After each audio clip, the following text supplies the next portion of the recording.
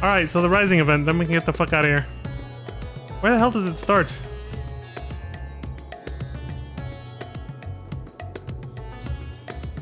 Does it start in Ul'dah? Both in Ul'dah? What do you mean both? Both what? There's only one Rising quest, isn't there?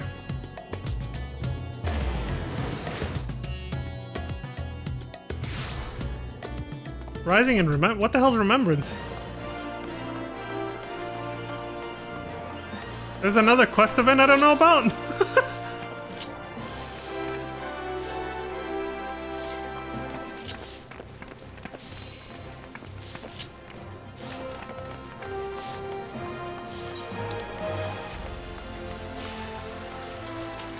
Fistful?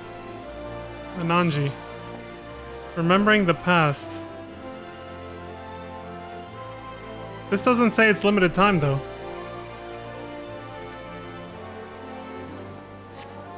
It doesn't say that it's a quest that's gonna go away. What is this? When was this added?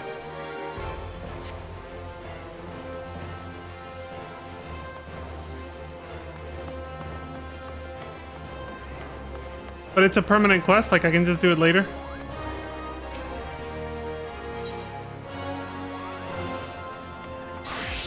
Shit. I have no idea which one to do first then. That's weird, that doesn't show up in the patch notes.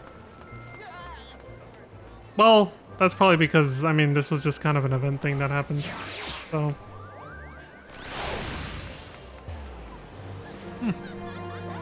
Well, I'll do the Rising event first, I think, and then we'll do that one. I'll just go by level, I guess, is what I'm getting at, because I think, because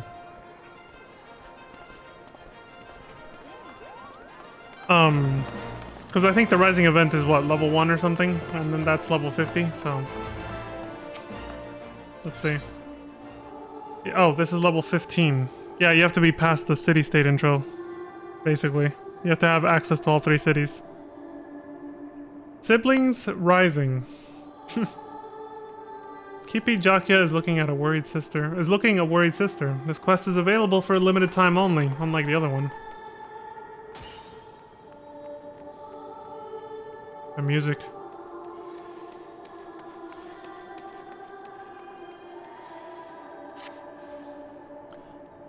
Oh, if it isn't Leon! It's always a pleasure, my friend.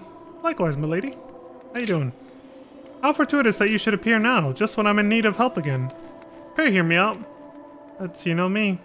I'm always there when people need me. You see, my brother recently wrote saying that he wished to meet me in Ul'dah during the Rising celebration. However, the appointed hour has come and gone, but I've seen neither hide nor hair of him. I've checked all the likely places in the city to no avail, and I'm beginning to worry. If it isn't too much trouble, may I ask you to help me find him? Sure. I'm in your debt. Now, my brother is a youth of 16 by the name of Nagi. He recently became an adventurer, something he had aspired to since he was little. Being an adventurer yourself, perhaps you know of him if not crossed paths?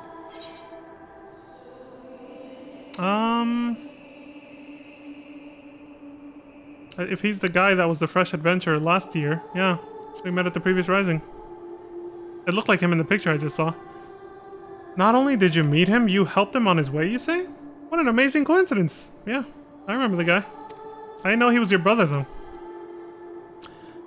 That being said, it doesn't necessarily mean you would know where he is now. If he isn't in the city, though, chances are he went outside on some business. To begin with, I propose we split up and make inquiries in case someone has seen him. If you could focus on this area, I shall speak with those in the quicksand. Afterwards, let us reconvene by the entrance of the tavern. Okay.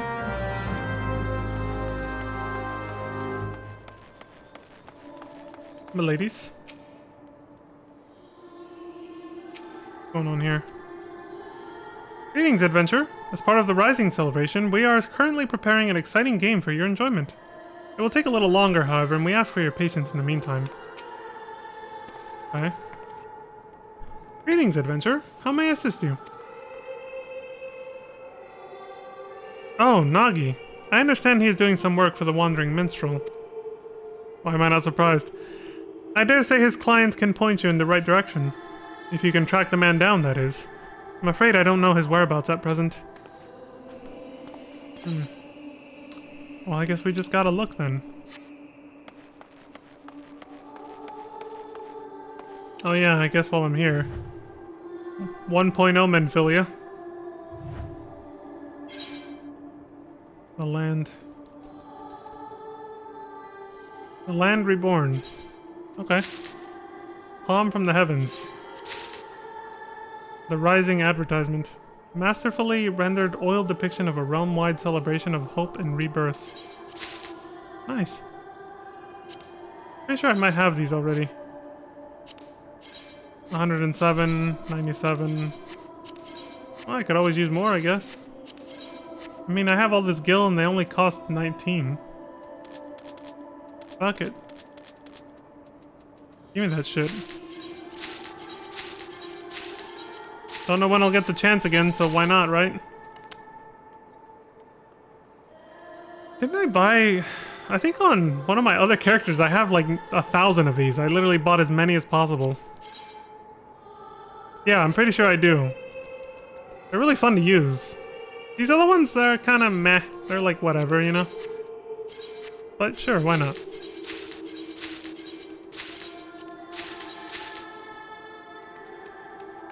I'll get the, I'll get more of the Realm Reborn Reds, I think.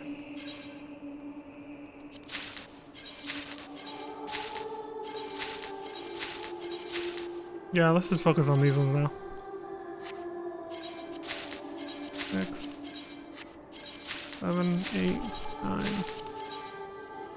I mean, it's like I have 12 million gil. It's like, why not? Can I even buy any more at this? Well, yeah, because they're in separate tabs. Okay. As for these other ones, they're kind of whatever. Like, I'll probably never use all these. So, I'll just get to like 500 or something for these. It's whatever. You never know. Only because they're limited. Until like next year or something.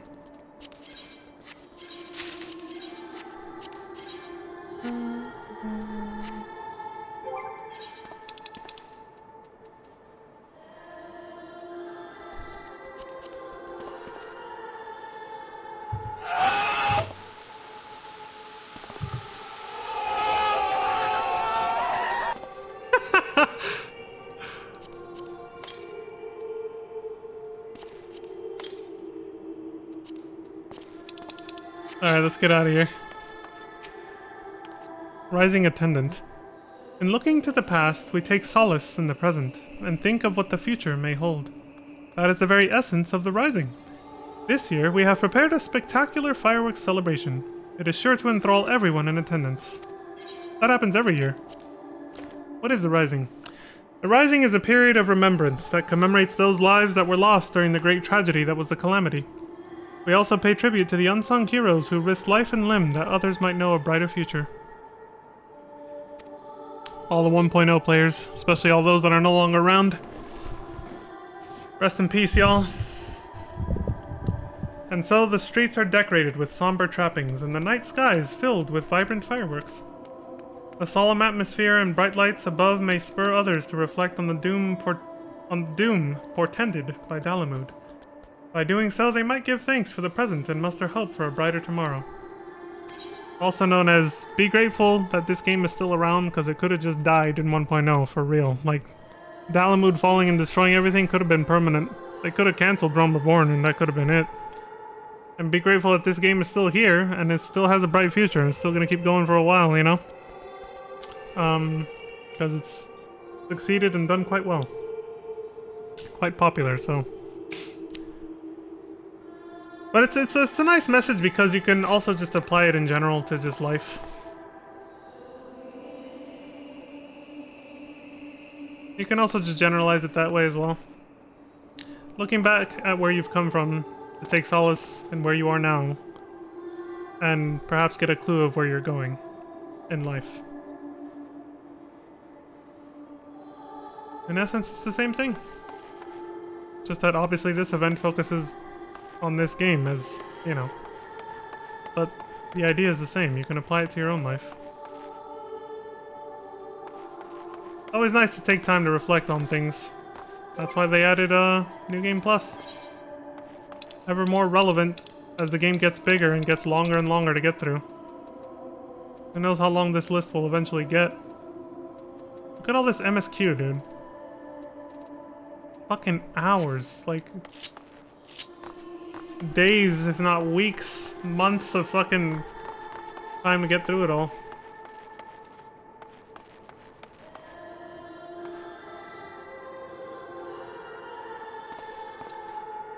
Right now, I think for people who just rush the story, like they don't skip the scenes, but they go through it as quickly as possible anyway.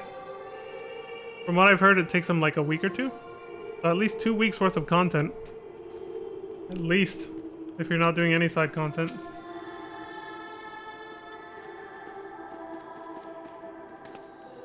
Hey. Something you need? No, I just wanted to bother you while you were trying to, you know, admire the strippers over there. Oh, Nagi. Aye, I know the sprightly lad. Couldn't say where he is now, but last I saw him, he mentioned taking on some delivery work. He's a curious one, he is. Gets along with everyone well enough, but doesn't seem to like working in a team. What with talk of bandits prowling the road of late, I can't help but worry.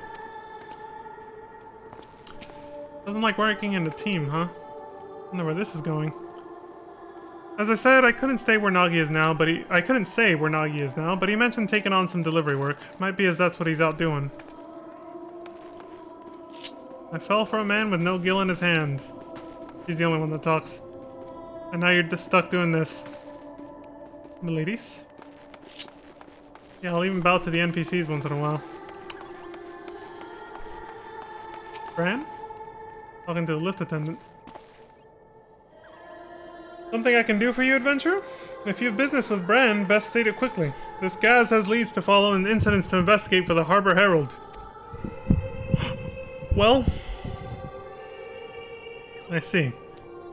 With apologies, I haven't seen this Nagi. As a matter of fact, I've been rather busy working on my upcoming piece on the Rising. Excuse me. Why, just earlier I was interviewing the ever-enigmatic wandering minstrel who's got another unusual venture in the offing. The Letter Forest, he calls it. If that piques your interest, I recommend you go and see the man. He's at the Gold Court over on the steps of Thal. It appears Nagi is carrying out some work for the wandering minstrel. If you talk to the man at the Gold Court, you should be able to learn more. Okay. Right in here. Excuse me. Dude, these decorations are nice. It always looks very pretty, every year. Ah, but I see, this is new. This was not here last year. This must be the letter forest he was talking about. All these letters here. Letter forest tender. This is my first time actually appreciating all this. It's gonna be gone in a couple hours. Letter Forest Tender says, "Greetings and welcome to the Letter Forest. Displayed here are messages of gratitude and encouragement which folk the realm over have anonymously written. It comes as no surprise, but no few messages are addressed to adventurers. Now, we're still in the midst of preparation, but I should be pleased to guide you when all is in readiness. Please return anon." Okay. Miladies? Ah, my dear friend, what a pleasant surprise this is. I trust you have been keeping well?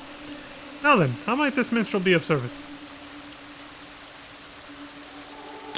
So Nagi's sister wishes to find him.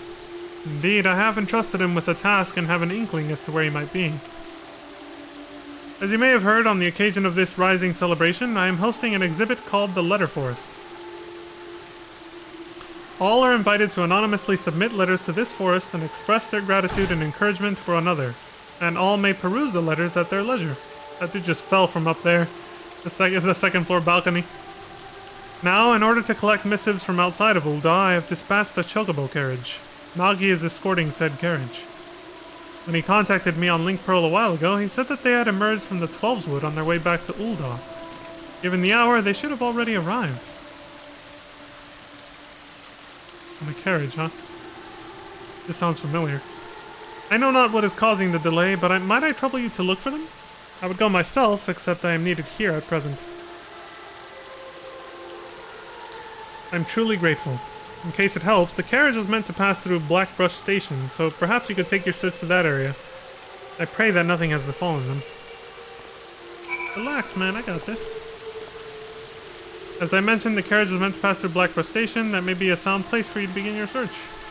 Sure thing. Yeah, this chick has a nice look. Is that the fat cat sweater? Oh yeah, it is. It's dyed black. I like what she did with it.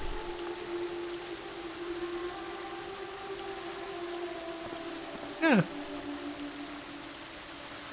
Oh, what are those gloves? Is that also from the outfit? I actually want to know. I always like fingerless gloves. Let me see.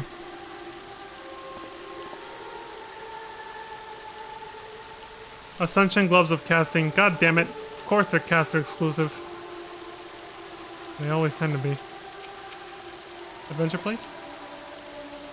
I'm an avid completionist. Well, you and me both, milady. That's a very nice portrait, actually.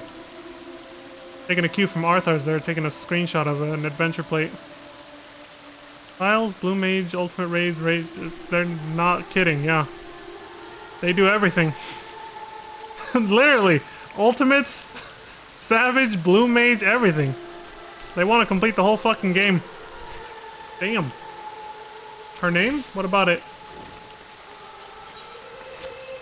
Ari Hraesvelgr? I don't get it.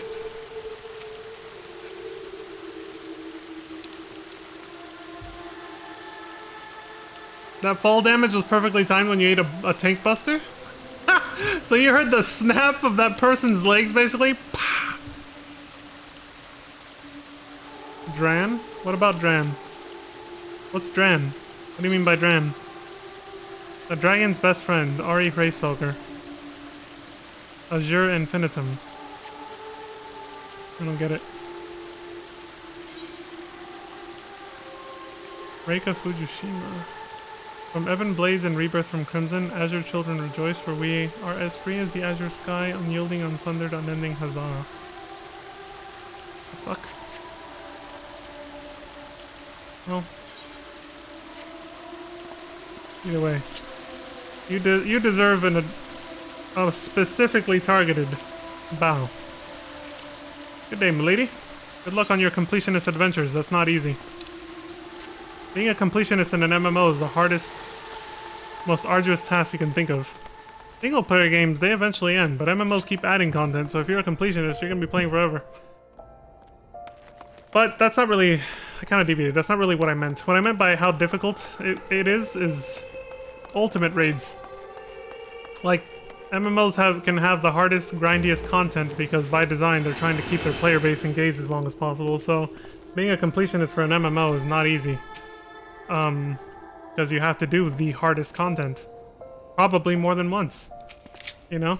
So...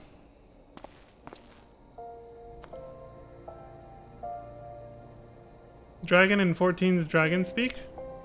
The fat cat top replaces tail and gloves. Oh, so those gloves were not actually the ones that I looked at? Those gloves are part of the hoodie? They're not actually the caster gloves? Okay. Also, I still don't know what the hell... What about the way dragons speak? Is there something with her name that has to do with, like, the dragon language?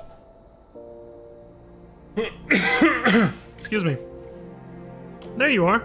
Were you able to learn aught of Nagi? Well, yeah. Sort of. Escorting a carriage for the minstrel? So that is the way of it. As suggested, let us take ourselves to Blackbrush Station and try searching in the vicinity. After you, milady.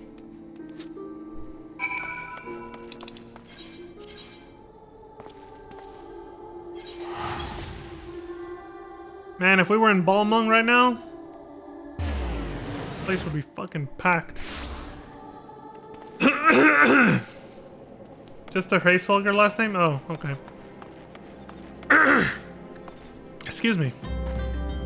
It's like she's espousing herself to be like Hraesvelgr's fucking daughter with Shiva or some shit. Yeah, I don't know. Hippie? Leon! No sooner did I arrive than this man came running out of breath. What's up with him? You're an adventurer? Thank the 12! It's the bandits from the Quiver and Manse. They've fallen on a chocobo carriage over by the clutch. The carriage only had one guard, and he was sorely outnumbered. Please, you must help him. My Sprout! From last year! I must save him. That has to be Nagi. With me, Leon. We gotta save his ass. That cat boy that came in fresh off the carriage with the fucking feather in his head. There he is! Dylan! And he's in trouble. So he chose to stay a monk. Damn it. There's no end to them. He still has his fucking new adventure. Has he leveled up at all in the past year? We have you now, you stubborn little shite. Language! Enough! Leave my little brother alone, or 12 is my witness, you'll receive such a thrashing as you've never known. You bastard son of a... From this fearsome adventure here, that is. Yeah, I thought so. I was like, you gonna fight? Like, you know how to scrap? Kippy? As soon as she has a chance, he immediately says me. Throws me under the bus. Leon's like, what? We gotta help him, man. Let's fucking do this. That's no ordinary man. Retreat! What a bunch of fucking pussies. That was, anticlimactic and unsatisfying. I was hoping to scrap a little bit. I wouldn't have killed him. I would have just, you know, beat them up a little. Rough them up. Are you alright, Nagil? Or Nagi, sorry. That for some reason, dude, I need to get to sleep. It's Nagi. I don't know why I saw the exclamation mark as an L. Fucking 12:30 in the morning over here. Sister. And Leon too? That you should be the one to come to my aid. Thank you. How have you been, Nagi? Dylan!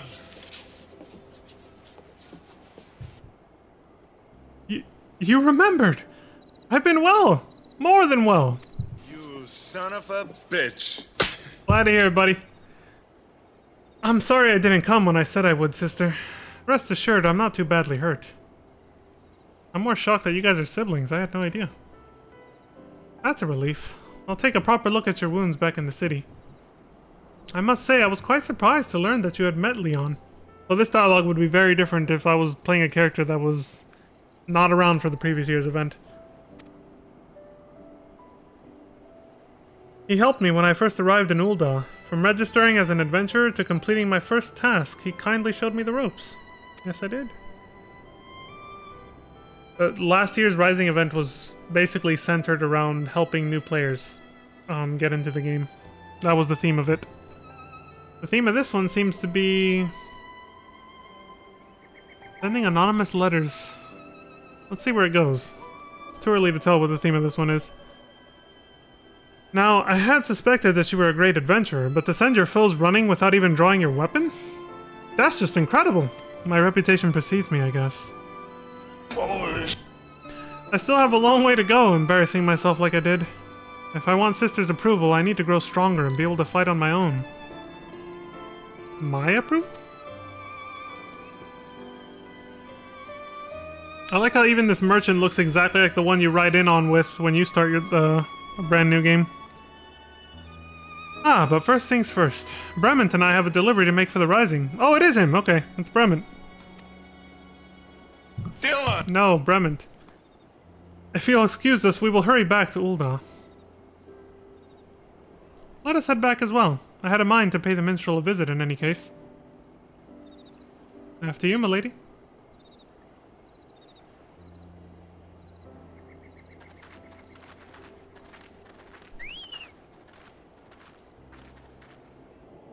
Yeah, but see, that's the thing, Crimson. It's like, if you're playing a character that's barely level 15, you don't have that kind of reputation yet, so it's kind of odd that they still just run away anyway and there's no combat, but I can't say that was a surprise. These events never have combat. These event quests, like, rarely ever have any kind of combat in them, so I'm not shocked that happened. Sister was none too gentle dressing my wounds. Perhaps she's annoyed I didn't show up as promised. It's just tough love, man. She loves you. Don't worry about it. Thanks to you, Nagi is safe. Still, what he said about making it on his own weighs on my mind. How so?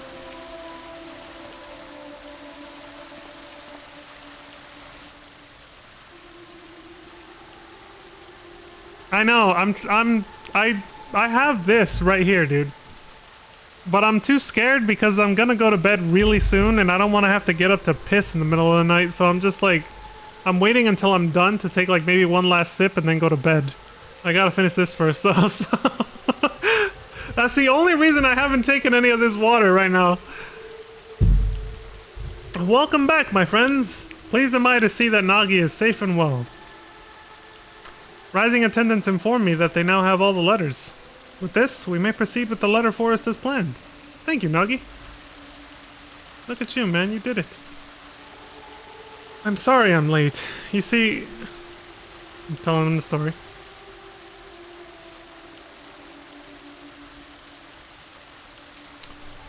Were it not for Leon, there's no telling what might have become of the letters in Brement. In the end, I was utterly useless. You're being too hard on yourself, buddy. So that is how it happened. As Nagi's client, allow me to thank you as well for coming to his aid. I thank you as well for coming to his aid. That being said, my boy, you were far from useless. Nay, you bravely defended the carriage until help arrived. There is no need to belittle yourself so. Well, Leon didn't need to rely on anyone. No, he drove off the bandits with nary more than a stern look. I couldn't hold a candle to him. Like him, I want to be able to deal with any problem without help. Otherwise, I can't claim to be an adventurer worth his salt. Without help. They did say he didn't like working in a team. Where is this going? These events are meant to break the fourth wall, so I'm really curious about where this is going. The Rising event, I mean. Tell me, Nagi, all this time, have you been working alone? Even for dangerous tasks? That's right. A worthy adventurer doesn't rely on others. If I'm to be the kind of adventurer you approve of, I must be able to handle anything by myself. I don't think you're on the right track, Chief. I see. And now she feels partially responsible and a little guilty because of it. She thinks his mentality comes from seeking her approval.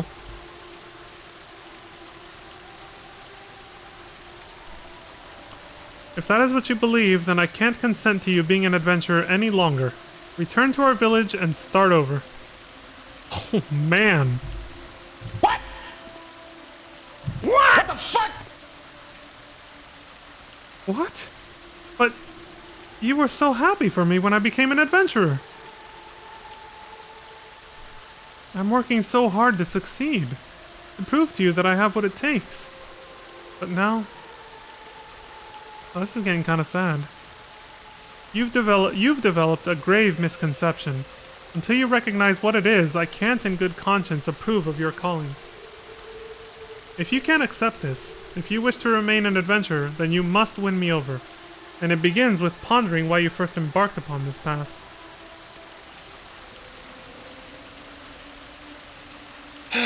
Alright, sister. I'll think on this.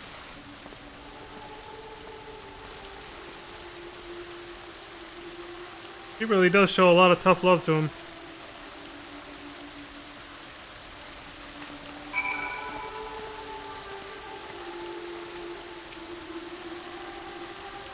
It appears Kippy wants her brother to rethink what adventuring is to him.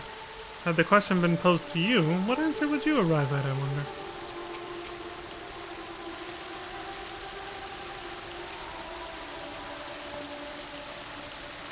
I think that question was already answered for me when my final encounter with Xenos, honestly. I like helping people, but I can't lie that I also do it for the adventure. I'm sorry you had to see that, Leon.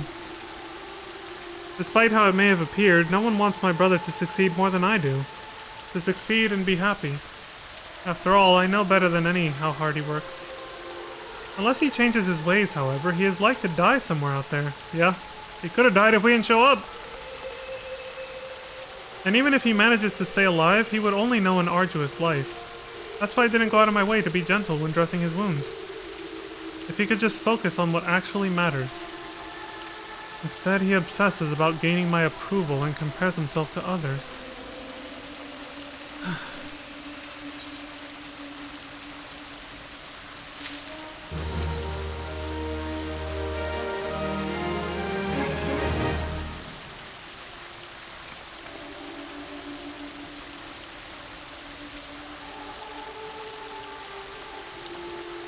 No, Crimson, everything that happens before level, like, you don't meet the Scions until, like, level 16 or 17, I think. Formally, where you actually go to the Waking Sands and all that. Level 15 is just when you just finish the starting city that you started at, wherever you made your character. No headache or anything, well, no talk of that yet. About the Echo. What drives us? Rising Phoenix Whistle, Nemea Potpourri. Kind of them. Hot as a touch, this hand-carved whistle emits a lively shrill that summons your Rising Phoenix. Hippie Jokya is again looking a worried sister. If truth be told, no matter what Nagi wants to do, it is my intent to support him. It's his life after all, and no one else's. It isn't my place to interfere. Be that as it may, if he is sabotaging his own aspirations with his obsession for my approval, I can't simply stand idly by and watch. Loath though I am to impose, until my brother has found his answer, might I trouble you to keep an eye on him? Please take it as a request from me as well. Ever has adventuring been dangerous, and it is more dangerous still for one who spurns help. Like Kippy, I do not wish for Nagi to continue on its current path. As a fellow adventurer, please help him find a better way. I'll do what I can. Thank you. Now then, on a related matter, I must pay a visit to the Weavers Guild, but I will see you again anon. If you'll excuse me. And she took off fast. Nagi set off this way, so you may find them at the Sapphire Avenue Exchange. We leave him in your capable hands, my friend.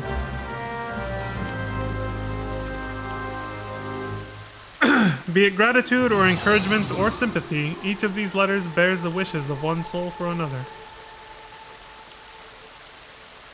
Gratitude, encouragement, or sympathy. For Nagi to work so hard to see them delivered, at heart, I do not believe he rejects connections with others. Nay, something drives him to believe and behave as he does.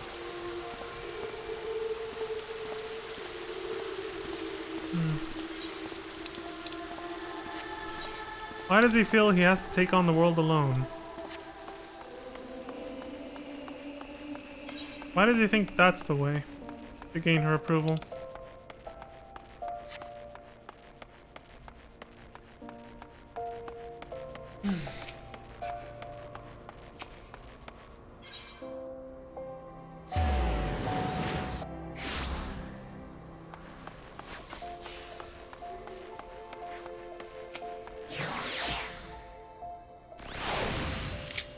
Hey, buddy.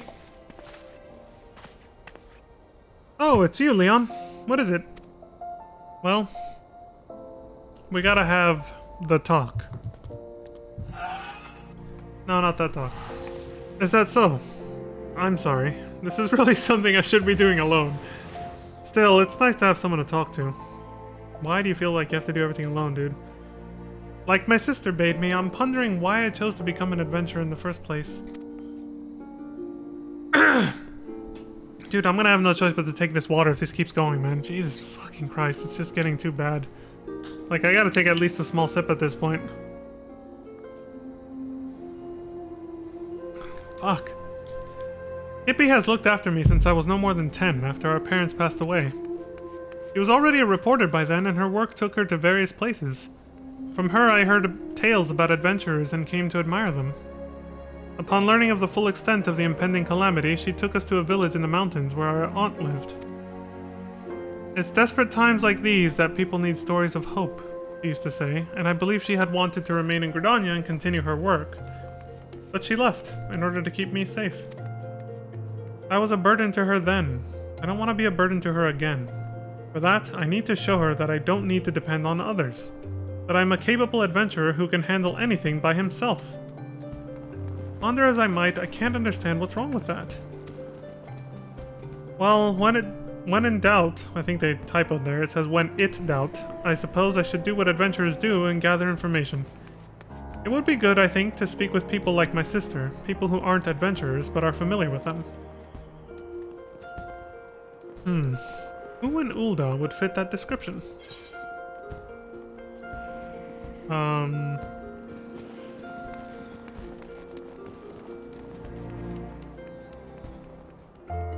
Both the top one and the bottom one seem to allude to the same thing, yeah. All three of them allude to the same exact person, which is Momodi, yeah. So let's say... How about the local purveyor of information? Seems like the most interesting response. You mean Wymond?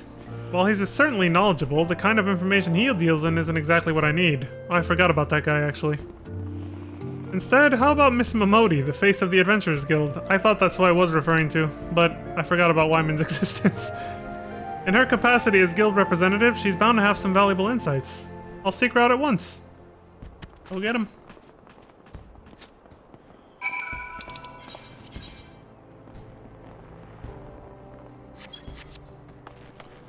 I guess it is an interesting question now that I think about it a little more. What is it that drives us to continue on? As we are, as we have been, as we continue to do so. It's a good question.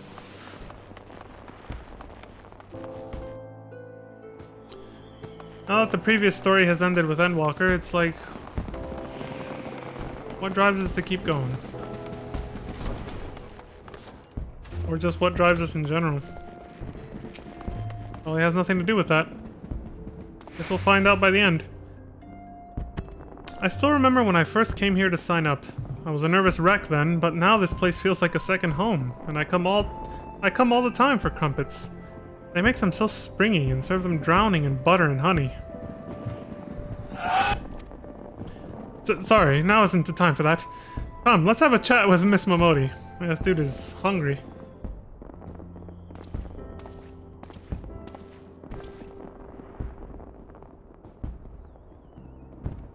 Oh, that's what you meant. I'm not sure. I think, yeah, by this point, yeah, you always meet one of them before you're done with your city-state intro, so... yeah, you'll have met at least one or a pair of Scions, I'm thinking about Gridania, who will mention your headaches and you being special and all that, yeah, by this point of the story. Well now, if it isn't Leon and Nagi, to what do I owe the pleasure of both your companies today? I was hoping to get your advice on a certain matter. Am I doing things wrong by adventuring alone, is what he's gonna ask. Or trying not to depend on others, like, ever. The misconception you've developed about being an adventurer? That's an interesting one, I have to admit. Try as I might to figure it out, I keep going around in circles. I thought you might be able to offer some insights.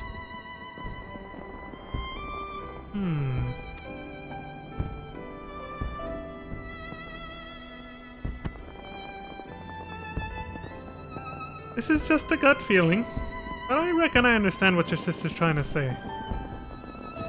Tell me, Nagi. Suppose you failed to get your sister's approval. Would you simply give up being an adventurer? Would it all become meaningless?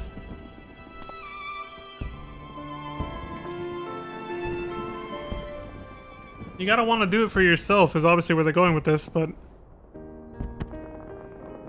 From this here counter, I've indeed seen off many an adventure. Each and every one unique, with dreams and destinations all their own. But in spite of their differences, they all share something in common. A reason for first embarking upon their journey. Leon, would you mind telling us why you chose the adventure in life? I knew they would eventually ask me this, yeah.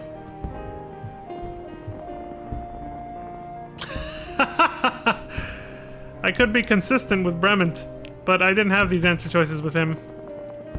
So when I started in Gridania, he asked me if I was in it for the glory, for money, or something else. I forgot what the third answer is, right? And I didn't like any of the answers, so I just put ... I could be consistent with that and just say it's a secret. But honestly, these answer choices kind of actually reflect more what I like.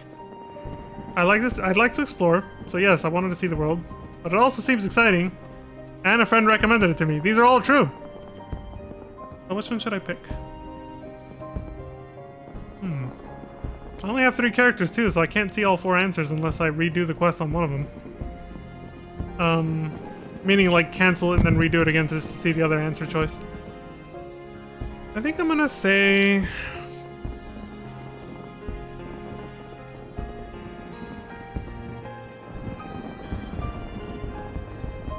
I kind of wanted to go with this.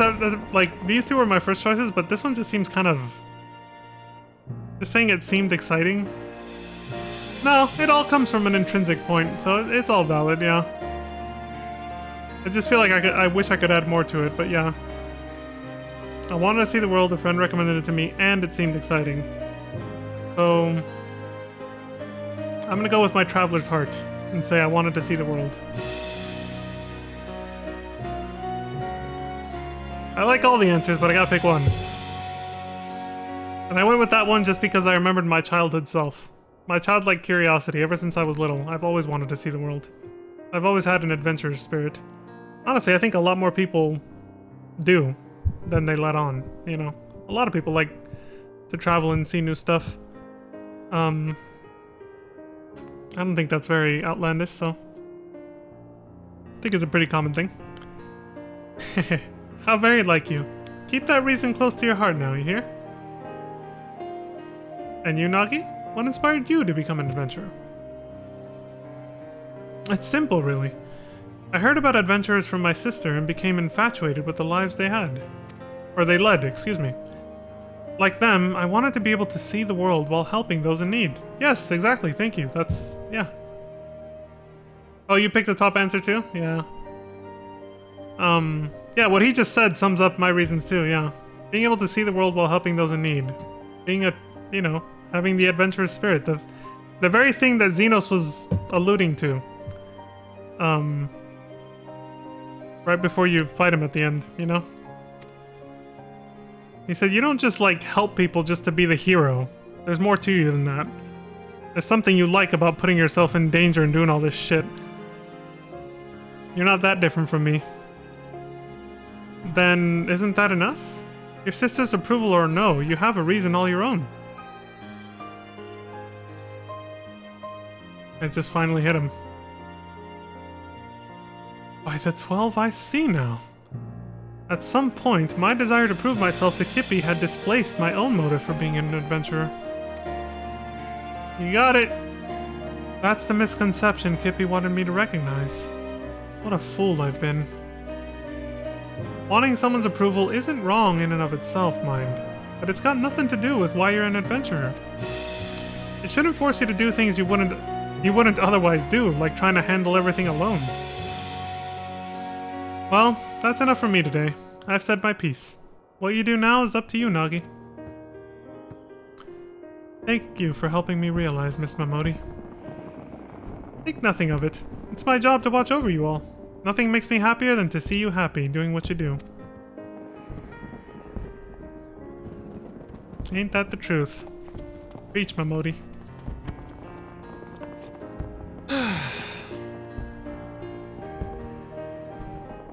This will be nice for my alt Zera, since she actually started here in Ul'dah.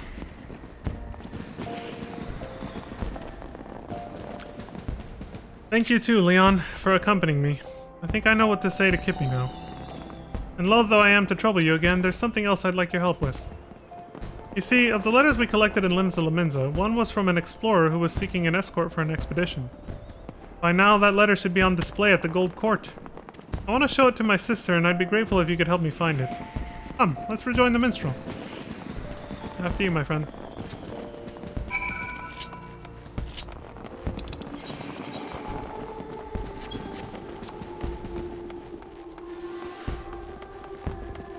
So yeah, all of those answers are my, like, every single one of those, like, yeah.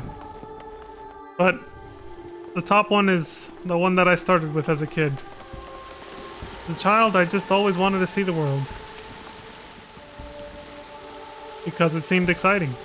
See, it still leads to the other answers. Like, they're all correct. For me, personally. But it started with the yearning to see the world. So I had to go with that one.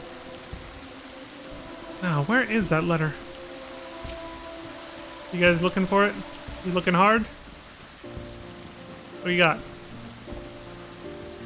Ah, welcome back. There, I hope you were able to find the answer? Yes, I'm happy to say. Miss Momodi helped me to come to a realization. And when I go to speak with... Sorry, excuse me. And when I go to speak with my sister... Okay, I had it right. I was stumbling over myself.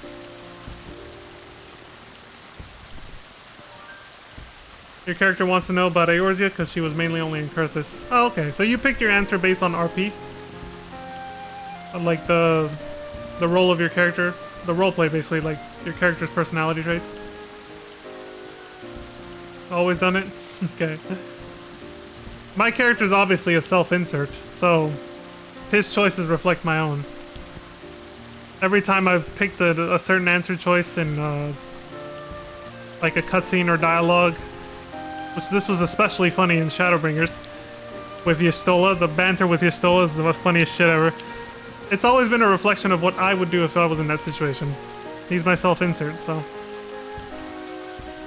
I see, I see. By all means, feel free to borrow the letter. Does it have any distinguishing characteristics? As I recall, there was a large drawing of a blue chocobo on it. Very well. Let us all search together, the more swiftly to find it.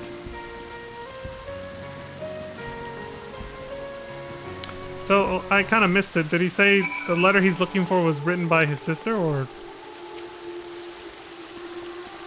A great many of these letters bear words of thanks for adventurers, a testament to the good that you and yours do out in the world. Dear kindly Mikote adventurer, thank you for helping me to find my mother. I was scared at first, but you made me feel brave. I had lots of fun at the Gold Saucer, and it was even more fun because of you. I hope to see you again. Please take care. Why, it's the lost child from the Gold Saucer. The staff were tied up, so I helped to track down the mother.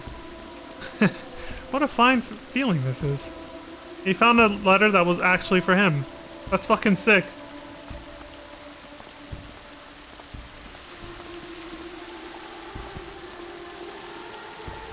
Do you say anything different yet? Okay. This is really neat what they did with this. A letter with a chocobo carriage drawing. And it's blue, so this is it, I guess. Or maybe not. Because they said a blue chocobo, so... this could be a red herring. Let's see. Dear not-so-new adventurer. As a traveling merchant, I've had my fair share of happy encounters. But sharing a carriage with you stands out above them all.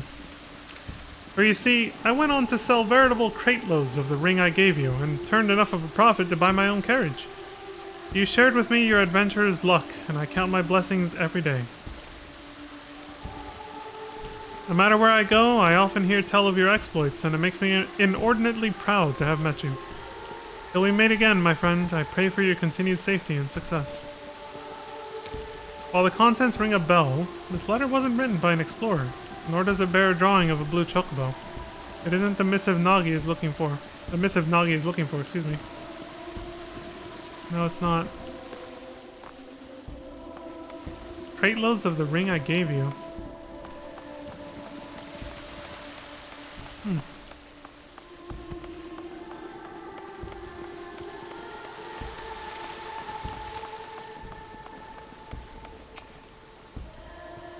Letter with a blue chocobo drawing. Oh, that's the right one. Let me see the other ones.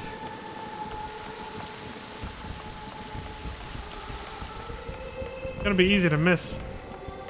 The letter, the white wording doesn't stand out that much, so. Letter with a quill drawing.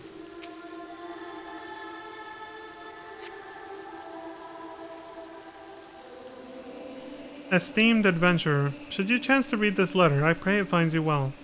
Much time has passed since you helped us to rebuild in the wake of that terrible disaster, but we still remember you most fondly. Our lives continue to be hard and every day brings new challenges.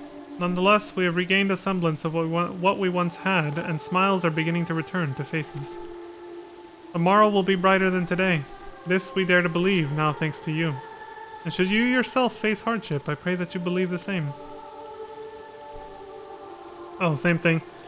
While the contents ring a bell, this letter wasn't written by an explorer, nor does it bear a drawing of a blue chocobo. It isn't about... yeah, okay. So I think I saw at least this one. Letter with a shield drawing.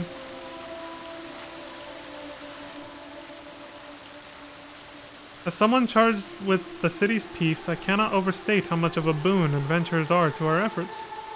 Some folk had expressed concern that an increase in drifters would see a corresponding rise in crimes, but on the contrary, they are steadily declining. Soldiers like ourselves are somewhat limited in the scope of our duties, and we are not always available to lend our citizens what assistance they need. Thus would I take this opportunity to express my heartfelt gratitude to adventurers who step up to fill the void. While the contents ring a bell, this letter wasn't written by an explorer, yada yada, same thing. There's the one with the blue chocobo drawing. Oh, I think that's it, huh? Letter with the chocobo carriage drawing, yeah. Wheel drawing. Shield. Yeah, that's it. I don't see any more.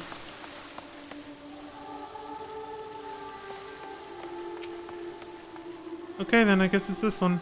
Hello, milady. Excuse me. Dude, if she hadn't moved, that would have looked really weird, the way he was putting his hands in that spot like that.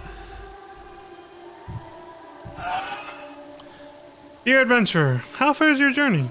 Mine continues, and I wake up to the sound of birdsong and lie down to sleep beneath the moonlight as I seek unblazed trails. Long ago, when an adventurer aided me, I was made to realize how alike we are. Deep down, we are simply travelers who thrill to make new discoveries. Thus do I write this letter now, in hopes of recruiting such like-minded souls to join me on an expedition. If you at all share in my desire to make the uncharted charted, then I invite you to seek me out at the Drowning Wench in Limsa. Eagerly do I await your coming. This letter recruiting adventurers bears a drawing of a blue chocobo. It must be the missive Nagi is looking for.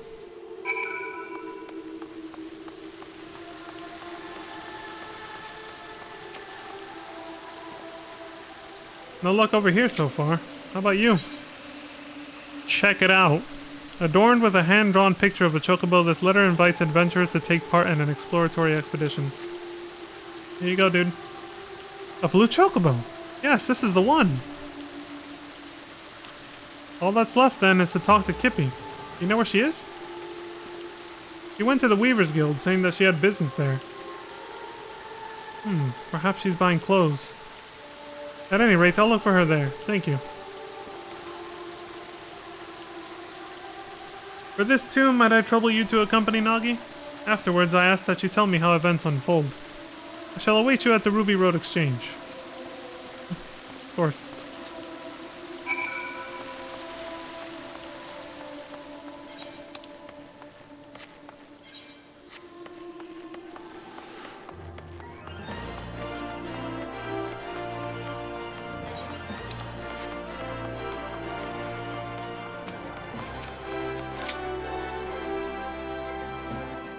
You're here too, Leon? I must confess, I'm feeling rather nervous, so I appreciate your presence. Hey, don't worry about it, buddy. I'm not gonna lie, I legit did not notice that Hrothgar because his skin tone blended in with the background. I did not notice until the end there. Oh dear, you came to find me? My apologies for taking so long. So, Nagi, were you able to find the answer? Aye.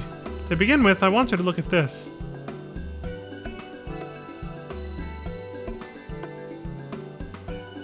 An explorer is assembling an escort for an expedition?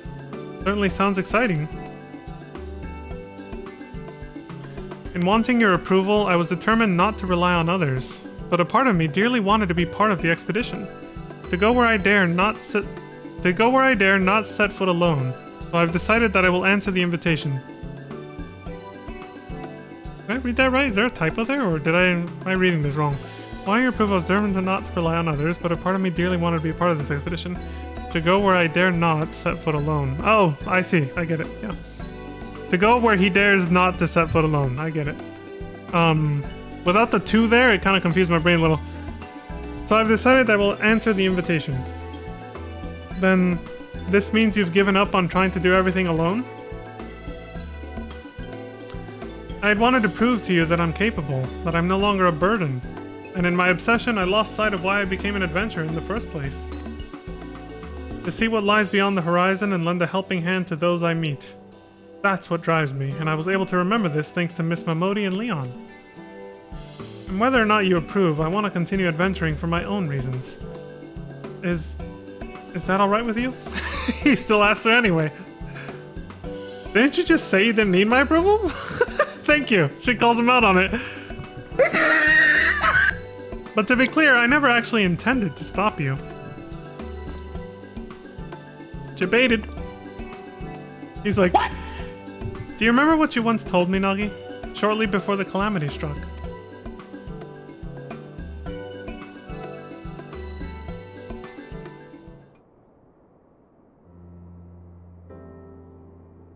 Little Nagi, look at him. Did you interview adventurers again today? What were they like? What kind of places have they been to? You never get sick of hearing about adventurers, do you? Never ever. When I grow up, I want to be an adventurer too. Oh, look at him. Well, that's as fine an aspiration as any, but do you know what kind of adventurer you wish to become? A hero like in the tales, perhaps? Oh no, sister, not a hero. Adventurers are free spirits, and I want to be the freest spirit of all. Oh yes, I'll travel the world and meet lots of people, and when I visit home, you can interview me as much as you like. There you go. Yeah? That's literally what I felt when I first started this game 3 years ago. I literally started this game in September, so... my anniversary just happens to land pretty close to the Rising event. But yeah, that was what I was first feeling. Just wanted to check out this exciting game that people have been talking about for a long time and explore a whole new virtual world like I love doing in so many other video games that I play, you know?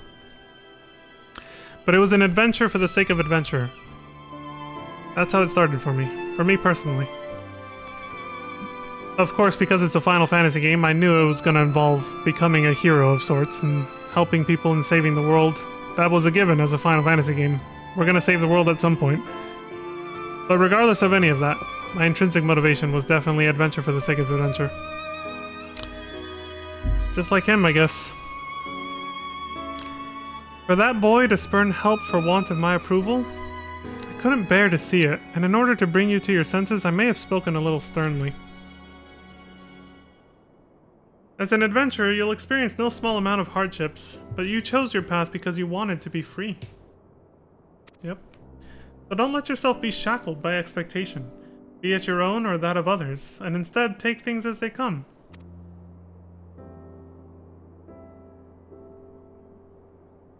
So long as you are true to yourself and recognize your limits, you'll surely find a way forward. And remember, not even heroes can accomplish everything alone. Relying on others doesn't make you a lesser adventurer. If anything, the freer we are, the more we need to look out for one another. And that, I believe, is the essence and beauty of adventuring. Wouldn't you agree, Leon? I think you put it... yeah, hit the nail on the head with that one. It comes with its own risks, yeah. I like the bottom one. An adventurer is never alone. Think of all the friends you meet along the way.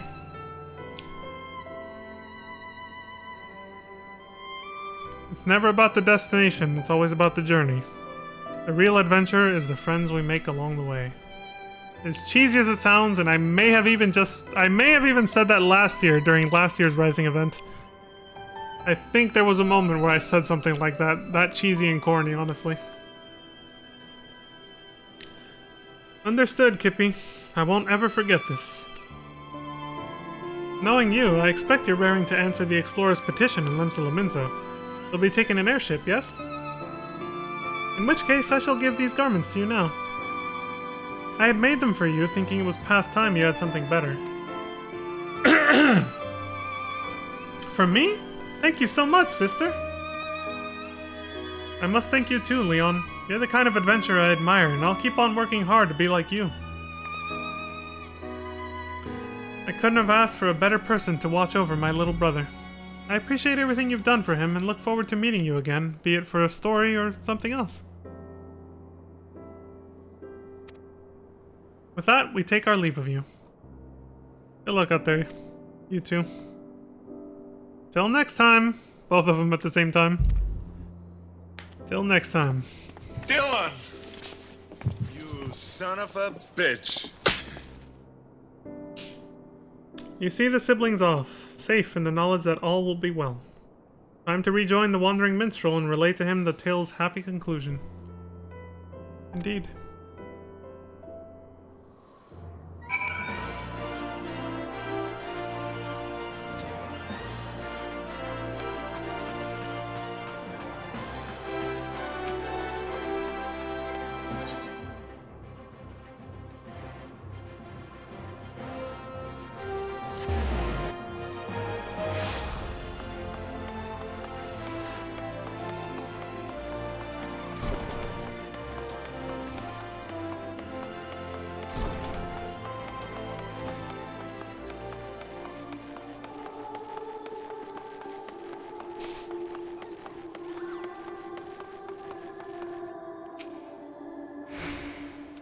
It always ends in the same spot, doesn't it? Right here. And if it was nighttime, we'd be able to see the fucking fireworks. Unfortunately, it just turned morning, so we're not going to see that this time. Unless the cutscene alters it. It might. The cutscene might be forced nighttime, so... we'll see. Welcome back, my friend. Judging by your expression, I take it all is well with Nagi and Kippy? Eh, more or less, you could say that. I see. Pleased am I to hear that. When we first set out on our journeys, 'tis usually for the simplest of reasons. Yet as we make our way, those reasons may become lost in a haze of motives, causing us to lose sight of what truly matters. In such a time, if we can but remember what prompted us to take our first step, we will always find the strength to take the next. Nagi shall be fine, I am certain of it. My thanks for keeping an eye on him. That was incredibly loud. I think it's because my camera was too close to the fucking Lalafell that did that just now. So it just sounded hella loud. God damn it, dude. My throat is just dying. It's like, enough! Okay, so I said, in such a time, if we can but remember what prompted us to take our first step, we will always find the strength to take the next. Nagi shall be fine, I am certain of it. My thanks for keeping an eye on him. Son of a bitch. These events have inspired a new verse in me. A verse about the dreams of those who seek new worlds and the hopes of those who see them off. Nice little allusion to Dawn Trail. The land that you call the New World.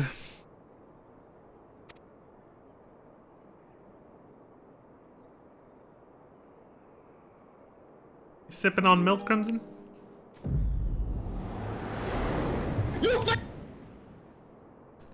I mean, I knew that was coming. Bruh. A test!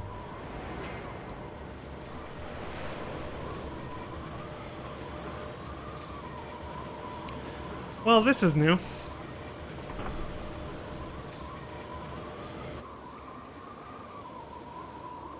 This airship has no pilot. We're gonna crash!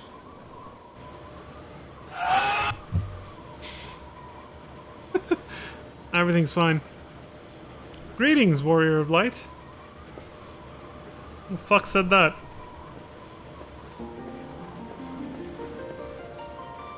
This is a world that exists outside your reality. Could it be a dream? A flight of fancy conjured by your weary mind? Perhaps. Or perhaps not. He says this every fucking year, man. Dylan! 'Tis a pleasure to meet you again. As I have in the past, I have beckoned you here that I might express my gratitude. A pleasure to see you again, Yoshi P. You son of a bitch. 10 years have now passed since the world was reborn from its ashes, since we set forth upon this journey. Naoki Yoshida. Countless things have happened during that time, and I've had the pleasure of meeting many an adventurer along the way. Yeah, I've seen pictures of you meeting them, yeah. If truth be told, it hasn't always been easy. There are moments when I wonder why I must struggle so. Days when I'm tempted to cast it all aside. Dude, that happens to all of us, dude, I feel you. Especially with some of the harsh criticisms you get sometimes when you're trying so hard. That's something we can all relate to, honestly. But in spite of this, I always manage to carry on, and it is thanks to my wonderful comrades, and to you, our esteemed adventurers. You gotta have the right people around you. You need that support group, that is true. By now I must have been regaled with tens of thousands of your tales. You usually share them with a smile, but even when it is with a frown, you tell me that you're still enjoying yourself. I can think of someone who likes to share his tale with a frown, but still is enjoying himself. A certain influencer that I briefly alluded to earlier.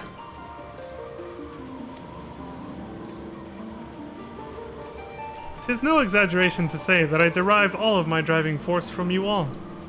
From the bottom of my heart, I thank you.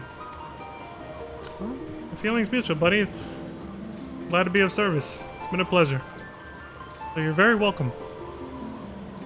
I enjoy what you have created very, very much. As I'm sure a lot of people here do.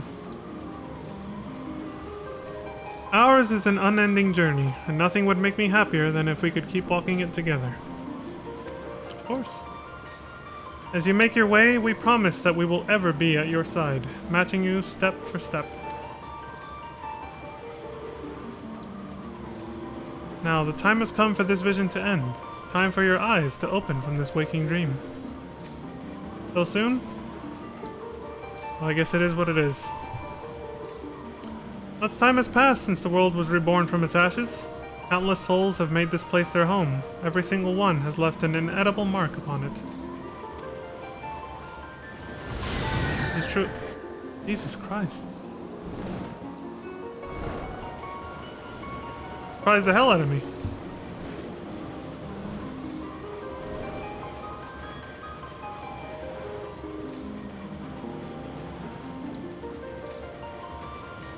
Together we have built this world, and it is our sincerest hope that we shall continue to do so for many years to come.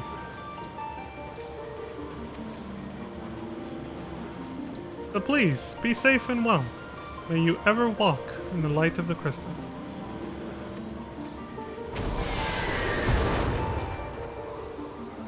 Well, thank you again, Mr. Naoki Yoshida.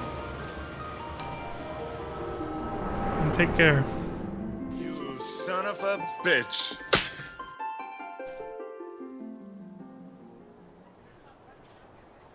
It's always nice to get a heartfelt message like that from the creator himself, huh?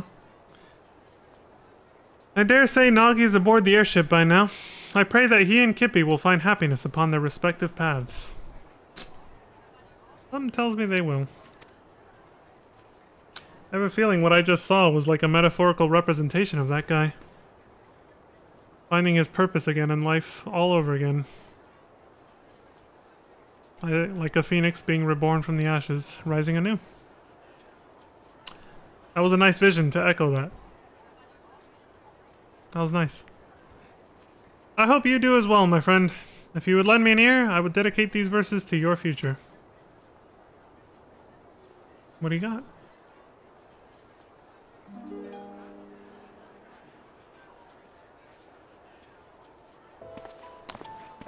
By morning light, the journey starts. A trill of hope within our hearts.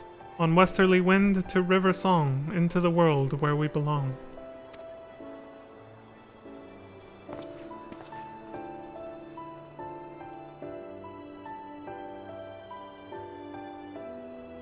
Above fields of white and azure sky, sunset storm a crimson fire. Jewels a glitter on pitch black veil. A new day dawns, so goes the tale. I see what he's doing there.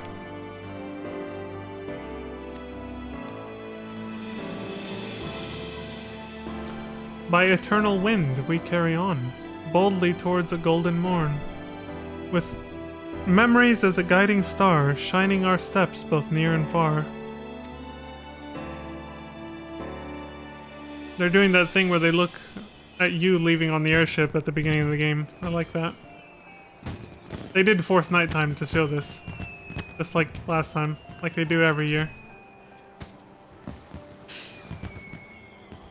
Where you will go, whom you will meet, what you will see, there is no telling what the future holds for anyone. Yet come what may, I bid you never forget this. The bonds you forge, the memories you make, and the footprints you leave behind, they shall one day spur you forward. So pray continue walking your own path. Wherever your journey leads, I shall be praying for your happiness.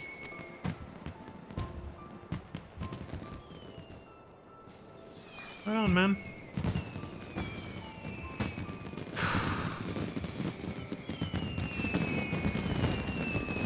Oh yeah.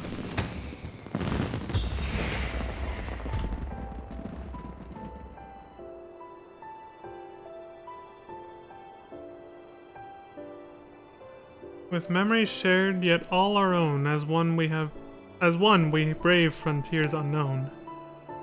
Thank you for 10 years.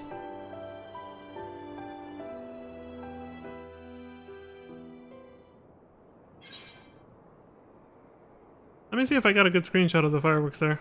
Otherwise, I might redo the scene just for that, because that was really cool. Fucking nailed it. Yep, I got the screenshot with the fireworks. And the one with the letter in it too. With memories shared yet all our own, as one we brave frontiers unknown. Thank you for 10 years. I can only take credit for 3 of those, but still. It made me choke up to hear that.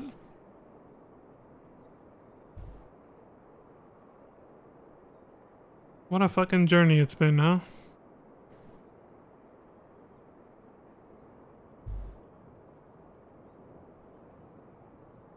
Thank you, Yoshi. You and the rest of your team who've continuously brought us happiness in the best way that you know how. This game means a lot for a lot of people.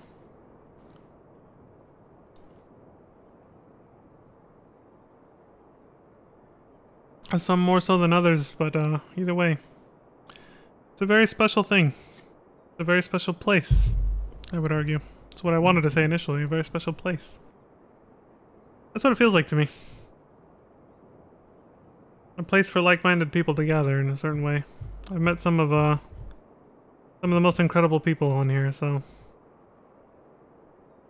It's like a glorified chat room, but so much more at the same time. Not just because of all the content there is to it, but the soul that it has to it, this game. It's very nice, it's beautiful, I think. And it reflects a lot on the passion that the creators and developers of this game really have.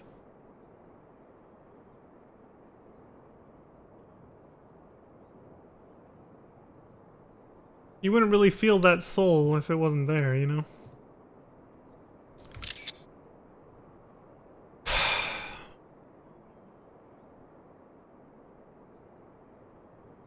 I used to wonder about that when people would say that kind of thing about art in general, whether it comes to like music and movies and all that stuff. But in recent years I came to notice that myself with certain things. Like there's just certain video games that I play where I can just tell that they just didn't care. Like it's just a fucking cash grab and that's it.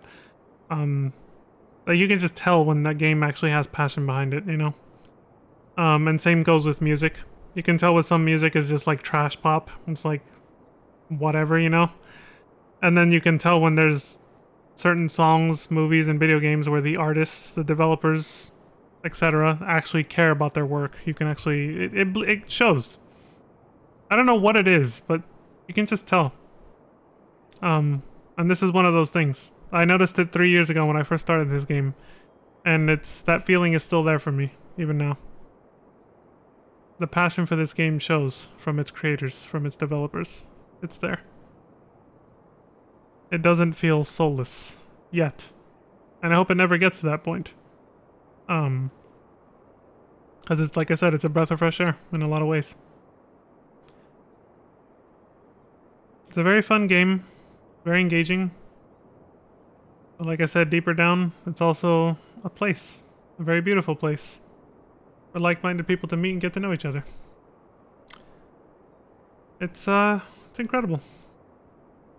One of the best games I've ever played, and one of the best, like, I guess, social online communities / platforms to be a part of too. It's been quite a ride. It's been a nice adventure. Maple Story certainly didn't feel like this. I met some pretty incredible people there too during its heyday, back when I was into that, but eventually it got to the point where it just felt soulless and the community dried up with it. The community became soulless as well, and it's just like this shriveled up I don't know what to call it, like a shadow of its former self, you know. But that game still holds a special place in my heart for being what this game is now, back then, and that stage of my life. I met a lot of amazing people back then, and I liked the game a lot, despite how grindy it was. This is like the same thing. But for this stage of my life. A very different stage. But yeah. Really cool, I'm glad to be a part of it. So thank you again, Yoshi P. Or should I say, Naoki Yoshida? Full name. I appreciate you very much for this game. It's a wonderful game, and the passion shows. So yeah. I know sometimes you feel that urge to just give up and throw it all away, because sometimes it can get really stressful, and sometimes a lot of people can seem really ungrateful for what you do, but trust in your partners, your fellow developers who have the same passion as you do. And trust in those of us who do appreciate you for what you do. This is a really good game. We like it. And we thank you for it. So I guess that's it. We got the Rising Phoenix Whistle and 10 Nemea Potpourris. A sense of tranquility to even the most troubled souls. Alright. I'll pop one right now unless I bought a shit ton, so yeah. Good stuff.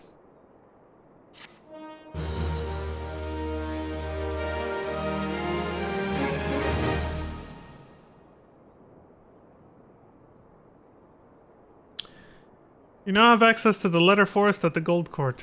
Speak with the tender stationed there to read the letters. Oh, cool. So I didn't actually have to read them all before finishing the quest. I can go back and read them now. Additionally, you have also unlocked the Kupo Kupo Adventure minigame on the steps of Nald. Speak with Nonora at the Ruby Road Exchange to play. The fuck is that? This, along with other minigames, may also be played by opening the toy chest in any inn-room. Cute. A decade of adventure.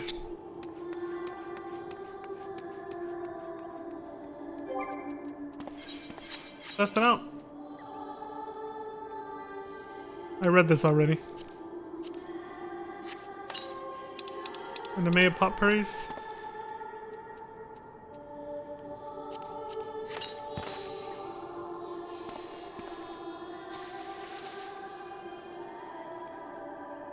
A sense of tranquility, huh?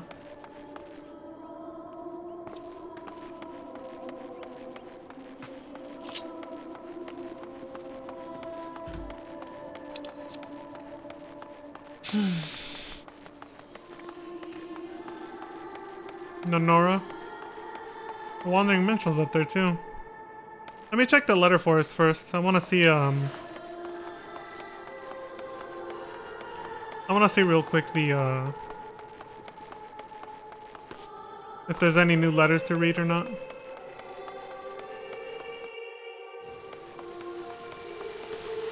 Oh right, you can't jump through this.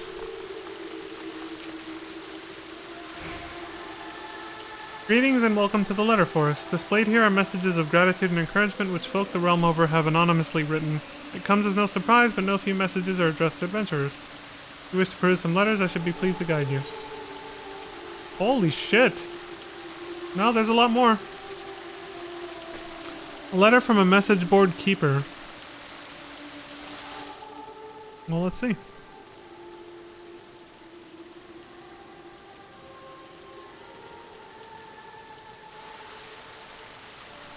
Many years have passed since we installed a message board on an unassuming street corner. To see it continue to be utilized by adventurers fills me and my fellow keepers with pride. Like a lodestone, the message board draws people together, and it is our hope that it keeps serving you well as a means to share information. For our humble part, we shall endeavor to maintain the board in good repair while bringing you news that may be of interest.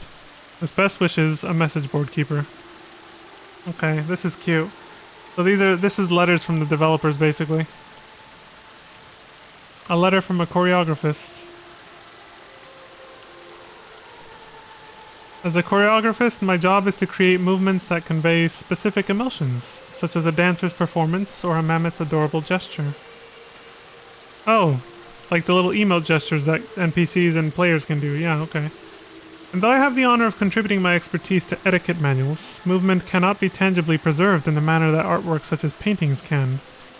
From the mesmerizing flutter of fabric to the inviting springiness of buzz, or boots, it all passes by in an instant.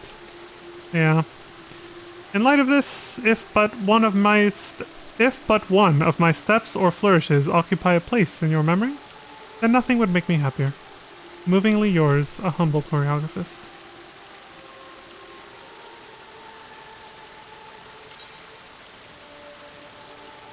A letter from an etiquette manual writer.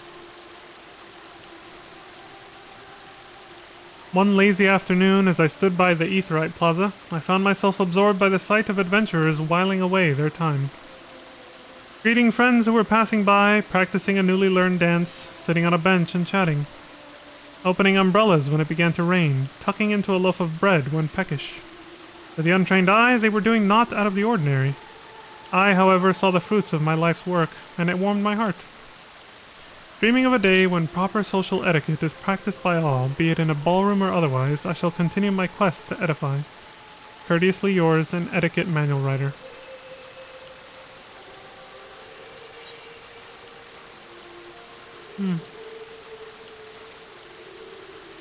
The person who makes the emotes.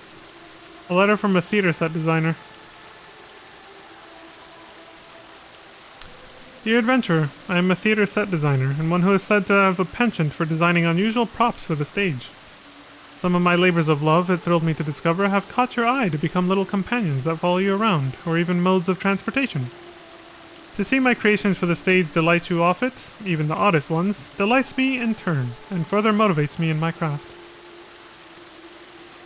So mounts and minions.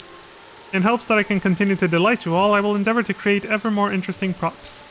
Yours in whimsy, a theater set designer. All the people that come together to make this game what it is. A letter from a festival committee member. Dear Adventurer, I am a festival committee member in charge of decorating the cities during celebrations. So all this shit that we see here. While decorations are an unremarked part of events, some of you have noticed the little touches we apply, such as stray bombs and romantic snowmen, and it makes our efforts all the more worthwhile. As you continue your adventures, it is our hope that the festive ambience we create throughout the year will provide you with joy and respite both. Mirthfully yours, a festival committee member. Of course. A letter from an architect. Recently, my fellows and I have been taking ourselves around the realm, repairing buildings and roads, as well as restoring natural landscapes. The graphics update? This we do as part of an initiative to improve quality of life for adventurers. Yeah, that's pretty much what they're talking about. Yours is a long journey. What little we can do to ease your way, we gladly do. Constructively yours, a humble architect. They probably also mean, like, literally quality of life updates that make the game easier to navigate and play. A letter from an artisan. You who are reading this letter, I bid you imagine the countless adventurers who call this world home. A lot. I dare say it isn't difficult to do so, for that is reality as it stands.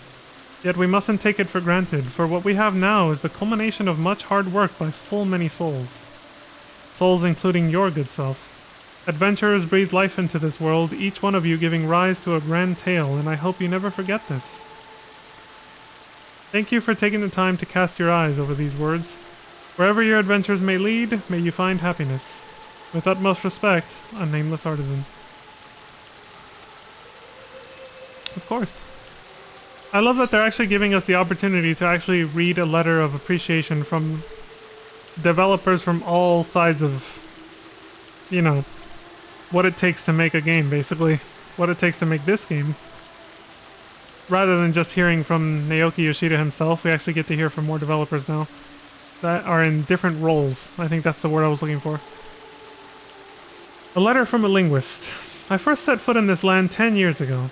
Since then, I have had occasion to meet numerous fine adventurers like yourself. Many languages exist, and they sometimes act as a wall that divide us. This world, however, is a place where we might transcend that wall and come together in unity. That's kind of what I was trying to say earlier, yeah. About how this place is special, yeah. When I was, you know, talking after finishing the quest for the Rising. Each and every day, you and yours find various ways to forge bonds. Yeah. In so doing, you gain access to a new world as seen through different eyes. And that is what makes life endlessly fascinating. As you carry on adventuring, I pray that you will be blessed with many such enriching encounters. Yours in understanding and unity, a humble linguist.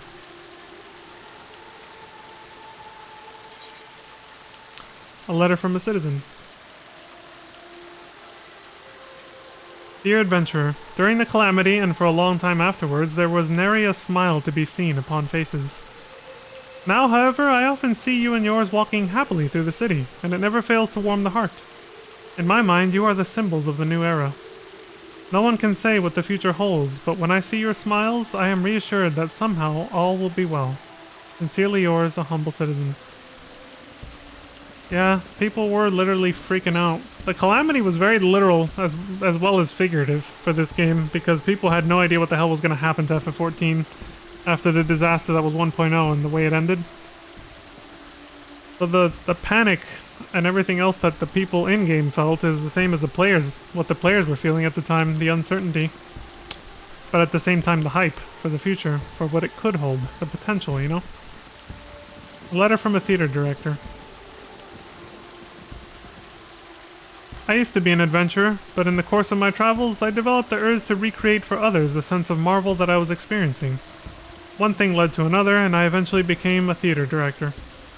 My role is to reproduce spectacular theater, and nothing is more gratifying than to receive praise from the audience. For a long time to come, I hope to continue creating memorable adventures to share with everyone. Yours in imagination and wonderment, a humble theater director.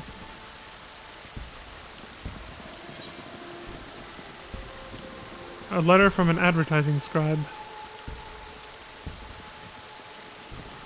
As an advertising scribe, I create notices for events and products that you see posted to message boards. Such information isn't exactly essential for adventuring, but I consider it job well done if people are aware of their options, and I'll keep striving to deliver information that may be of interest to adventurers.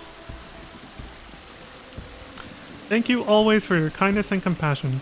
Communicatively yours, a humble advertising scribe. Excuse me. I'm starting to trip over my words because I've just been talking way too fucking much.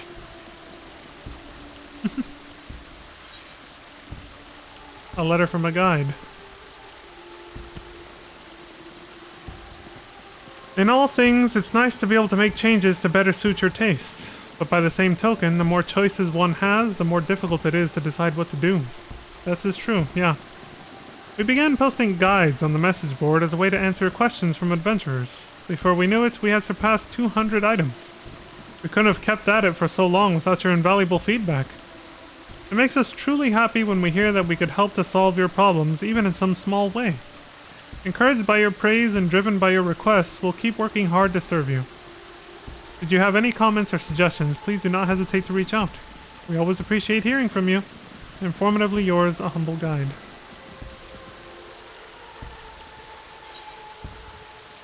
Letter from a gatekeeper.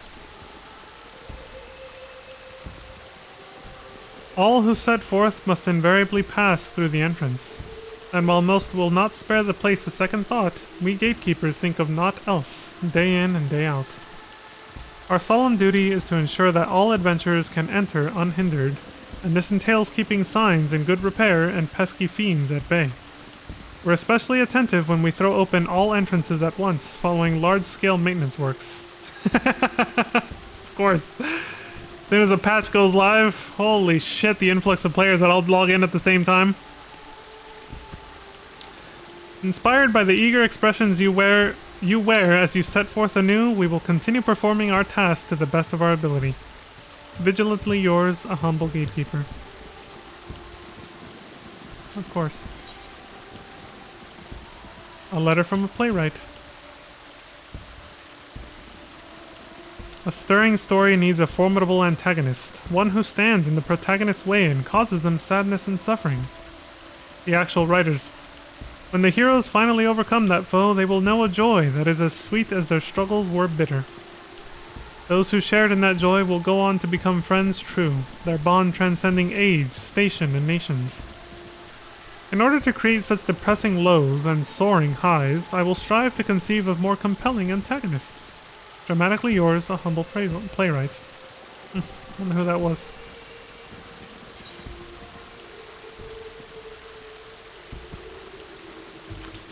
A letter from a theater composer.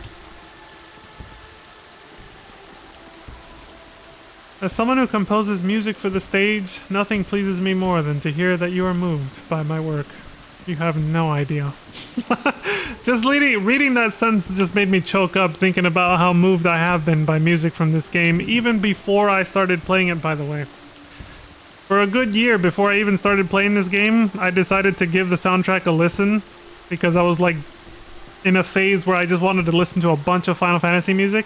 I was like, you know what, I've never played FF14. I'm gonna listen to some of the music from it. There's a lot of songs I still listen to on repeat today that I was listening to back then with no context whatsoever. Because I hadn't played this game yet. And it spoke for itself. I was like, this music is really fucking good. And I could immediately tell the emotion that was meant to be portrayed and put forth by the artist, who I didn't even really know his name that well back then yet because I didn't play this game. But I was just like, this is really well fucking done. Like, these are good songs. This is a good soundtrack. Like, I was listening to a few of them on repeat without even knowing the context of when they play in the game because I never played it. That speaks for itself. Good music. As someone who composes music for the stage, nothing pleases me more than to hear that you are moved by my work. I am also humbled to receive your words of appreciation for the concerts we hold and the orchestrion roles we release. Excuse me. You are my motivation, spurring me to continue composing music that brings the story to life. And I thank you from the bottom of my heart. Yours, in the melody, a humble theater composer.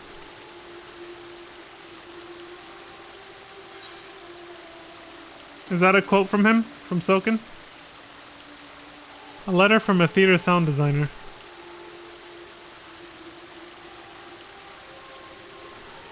From swords slashing to armor clinking, from water running to leaves rustling, which we're hearing water running right now and it's really nice, I have the pleasure of recreating for the stage the various sounds that can be heard out in the world. It is a challenge and a thrill to produce these sounds, and we draw inspiration from the knowledge that they are heard and appreciated by many. Yeah. I actually remember stopping to listen to the sound of crickets earlier. I think it was on stream too. I was like, oh, I can hear crickets. And I was just like, just had a moment where I wanted to listen to it for a bit.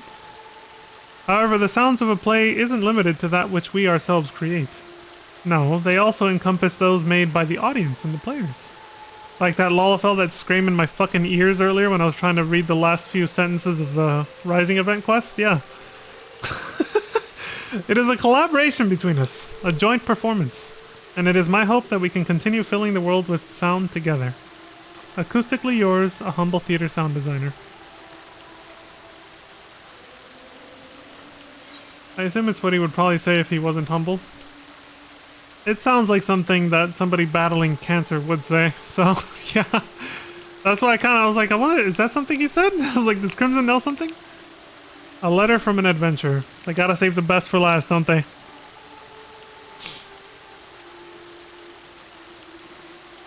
Let me guess this is from Yoshi P himself. He plays the game himself, so it could be. I'm but a faceless adventurer. One of those who have been in the business for a while without standing out. Recently, menacing towers appeared across the land, in the wake of which frightening phenomena broke out. The final days or some such. I don't know how you fared during that time, but if truth be told, it was a little overwhelming for me. Gods know I struggled to get by even without apocalyptic threats to worry about. So many things don't go the way I hope, and I often find myself frustrated and discouraged. So many times I've wanted to give up, to turn away from everything and everyone. This sounds a lot like what Yoshi said earlier in the quest, but I don't know, let me see. But every time there has been something that has saved me. Be it an awe-inspiring view or a kindly stranger, something has given me the strength to take another step. So come what may, I intend to carry on as far as my path leads. I won't surrender, and I pray that neither will you. Yours in perseverance, a faceless adventurer.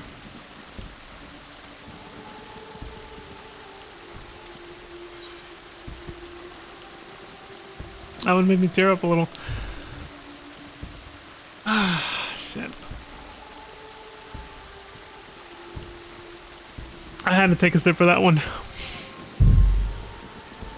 Like, I'm trying to choke up and tear up, and I don't even have the tears for it because I don't have enough water.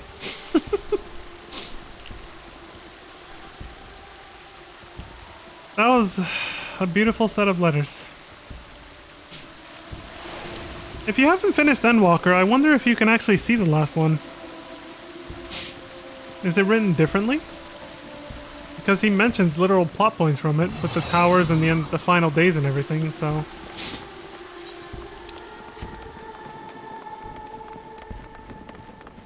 Oh, it's nighttime again. We get to actually see the fireworks.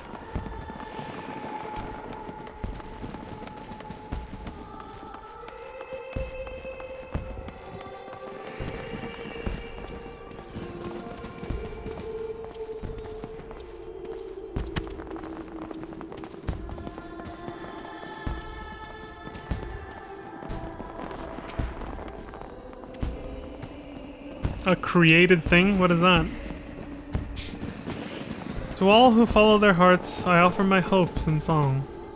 Wheresoever your journeys may lead you, may you find happiness upon your path.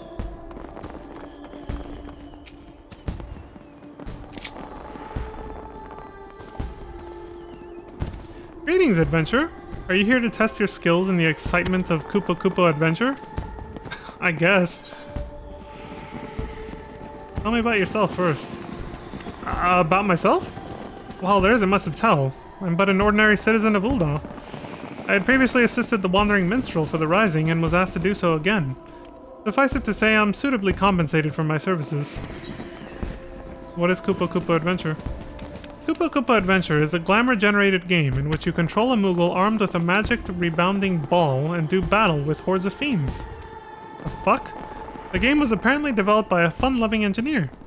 I don't know the individual personally, I'm afraid, but it is my pleasure to attend those who wish to play. If you have a spare moment, then by all means, give it a try. You bet I am, Koopo.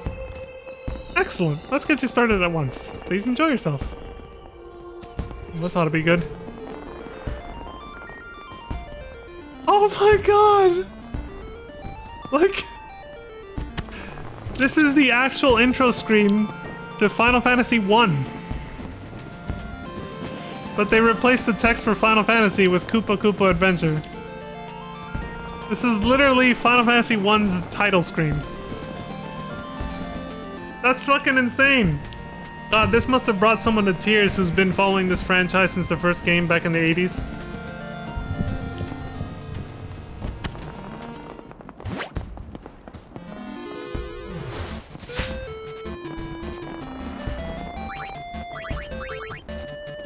The battle music!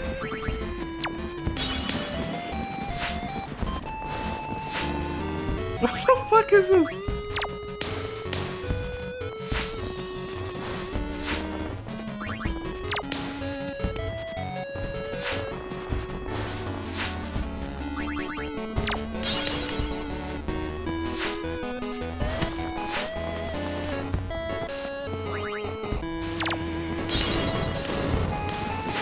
Oh, are you saying Sakaguchi's gonna be involved for developing alliance raids for Dawn Trail? I didn't know that.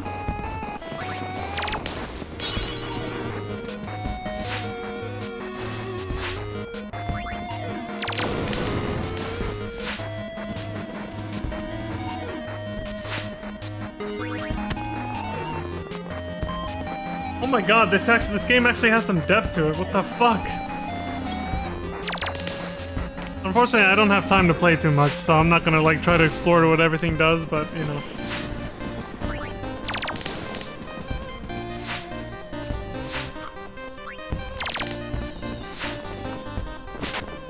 Oh, you're supposed to change angle? Oh, I didn't even know you could... Okay, yeah. Well, like I said, I was just kind of checking it out, because I really don't have time to keep playing this right now. I can't play it too long. So I'm just kind of dicking around. I wasn't really, like, trying to do much.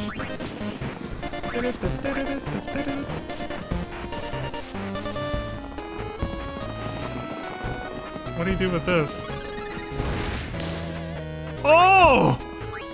Get fucking wrecked, nerd! It's on cooldown, though. Shit.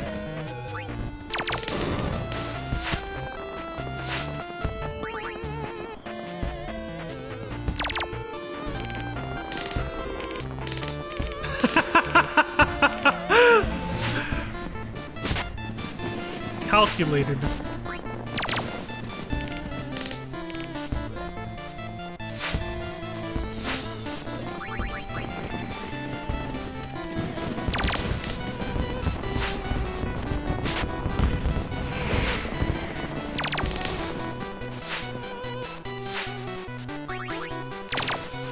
Absolutely fucking wrecked.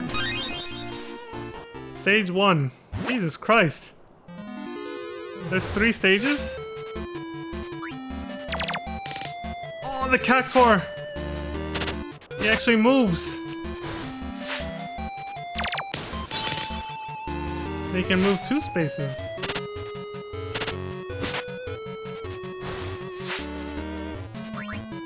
Alright, like I said, I'd like to try more of this, but I'm short on time, so I gotta quit here.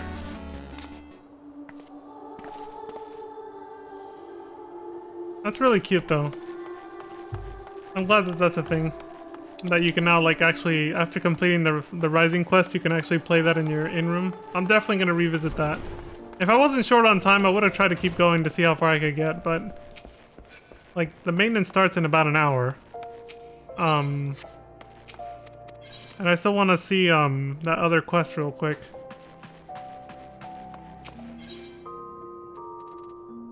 Koopa Koopa Adventure.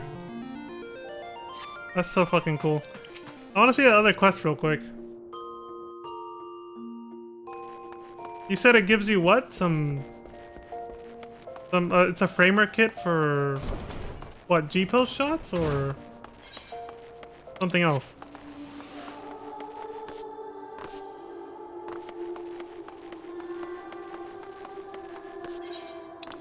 Or is it for, like, adventure plate stuff, like portraits?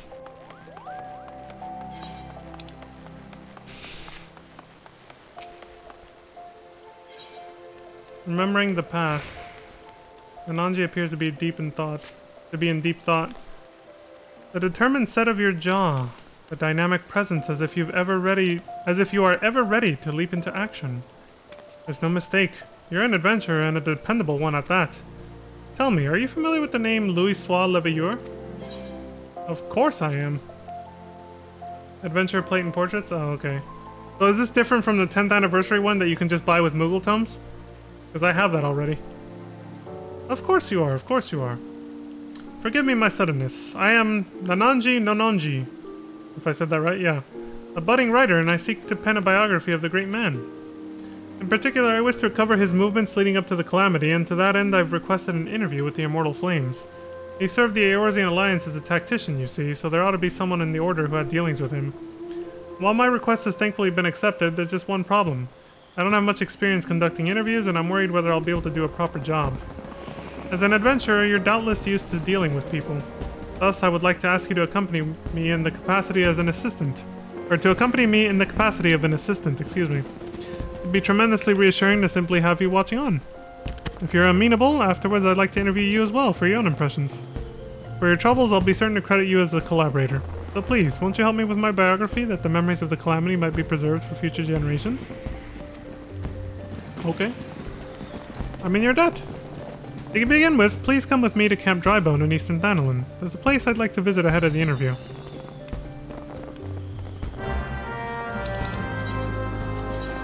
So the reward for this is literally the same thing I already got.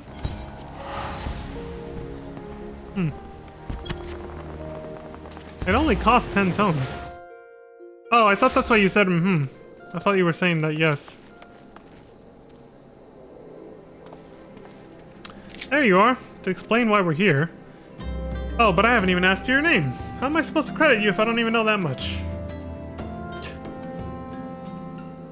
Okay. Leon Starcrest? The Leon Starcrest, champion of Eorzea? Small wonder I felt you were dependable. With one such as you helping me, everything will surely go well. But getting back to business. The interview I've arranged is with an officer of the Immortal Flames.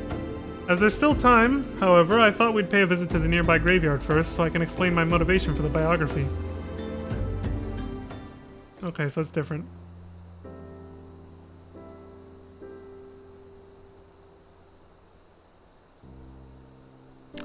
I come from a small village near the Cartano Flats. It was burned down in the calamity, and those who died were laid to rest here. My parents among them. Damn. It's hardly an uncommon tale. After the dreaded Primal emerged from Dalamud, he unleashed fiery devastation across the length and breadth of Eorzea. But as much as the calamity has scarred the realm, it is quickly becoming just another event in the history books. Beyond occasionally giving thanks to the Archons that Eorzea was saved, people spare it little thought. But when you've lost so many loved ones, it's hard to feel that anything was saved. That's why I wish to know more about Louisoix. By learning about his part in Eorzea's salvation, I hope that I will attain closure. That's my motivation for writing the biography. Okay. Now then, in preparation for the interview, let's review what is known about our subject. It's difficult to define exactly what the 7th Umbral Calamity was set in... What? It's difficult to define exactly when, the 7th Umbral Calamity was set in motion. Many historians, however, point to the Empire's Meteor Project, which sought to bring Dalamud down upon Eorzea. Right. It was the year 1562 of the 6th Astral Era. Seeking to combat the Imperial threat, Louisoix founded the Circle of Knowing, an order whose objective was the preservation of Eorzea. Right. Are these the propaganda posters he used? That Nothica one is very what's it called? Motivating. Through its members, the Archons of Sharlayan, the Circle worked to unite the nations of Eorzea in common cause. The result was the formation of the Grand Companies in the 3 city-states. The Immortal Flames, the Order of the Twin Adder, and the Maelstrom. None of these would exist now were it not for their efforts. For research purposes. And then, in the year 1572, when the situation was coming to a head, Louisoix himself made the journey to Eorzea in secret and engaged with each of the nations. What took place during that time is what I seek to learn in the interview. The men we're due to meet is contact for the Free Brigade, a unit formed of adventurers, and he apparently had Louisoix's assistance for a mission. The meeting place is Highbridge to the northeast. It's more or less time now, so let's make our way there.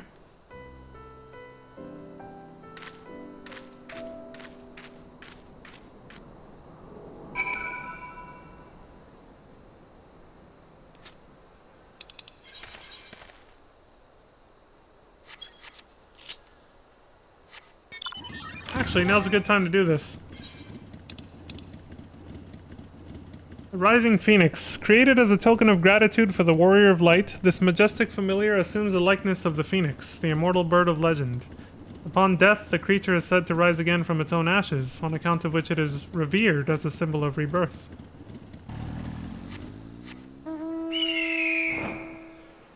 You actually turn into it. Jesus Christ. Well, that's a first for a mount, if I've ever seen one. You actually turn into the mount. You don't just ride it, you become it. The Rising Phoenix. That's pretty fucking cool. Of course, Crimson. It goes with your character. The interviewee should be along any moment now.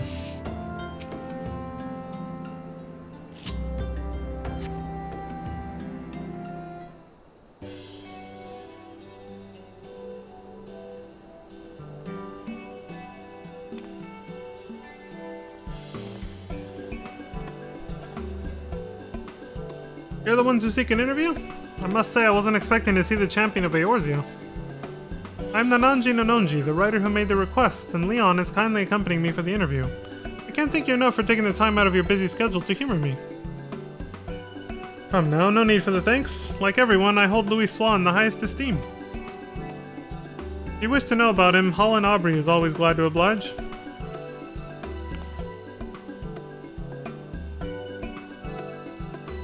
Dylan! You son of a bitch. Without further ado then, let us begin. My understanding is you had dealings with Louis Swan. Could you please tell me the details? As you know, our grand companies were formed thanks to the Circle of Knowing, but it wasn't until Dalamud began turning red that Louis Swan first appeared. Right.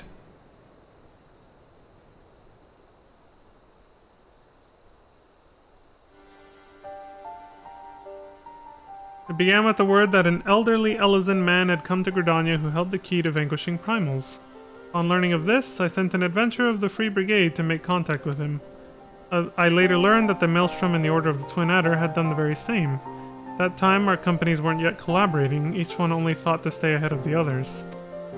Truth be told, at first we didn't think much of Louis Swan, only that he was the leader of scholars who studied peculiar prophecies. But when the adventurer reported back, our opinion of the man completely changed. He was kind of a minor character until the end of 1.0. Like, they didn't really talk about him at all. With his spellcraft, Louis Swan had opened the way into Efreet's domain, and by the hand of dauntless adventurers, the Lord of the Inferno was brought low. Alas, many defeats preceded that victory. It was reported that countless charred corpses laid strewn in the bowl of embers. Now, the mission also yielded a shocking revelation. Bodies strewn about! Following the battle, Legatus Nail Vandarnus of the 7th Imperial Legion appeared and told the adventurer that the hour of reckoning was at hand, that Dalamud would soon fall and cleanse the land. It's a nice retelling of 1.0 story, I like it. That was when we realized that the Empire was behind the Red Moon's anomaly. Or at least these guys.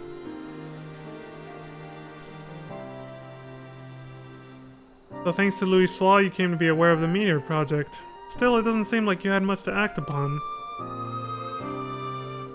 As you say, afterwards we scrambled to learn all we could about the project. For a blessing, we had the cooperation of a Garlean defector, Sid Garland, whom you know well. He revealed the details of the project, that it utilized the transmission tower to pluck Dalamud from the heavens, all for the purpose of purging us savages from the realm.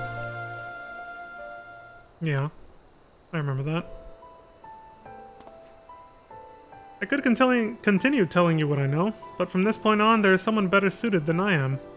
If you're interested, I would be glad to introduce you to this individual. What say you? Well, now we'd be keen to speak with this person indeed. Very well, I will send word to the Adder's Nest. You can take yourselves to Apkalu Falls, I will arrange for a meeting there. You go to such lengths to help us. Can't say how grateful I am.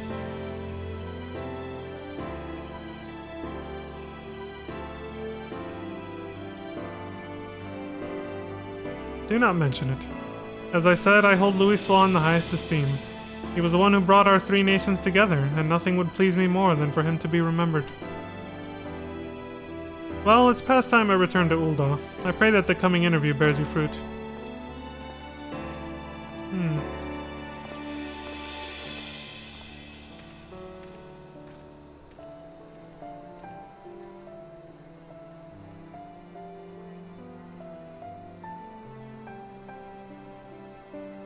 The lieutenant certainly has great respect for Louis Soir. And thanks to him, we have another promising interview. Come, let's head to Gridania where the Archon had sojourned. Excuse me.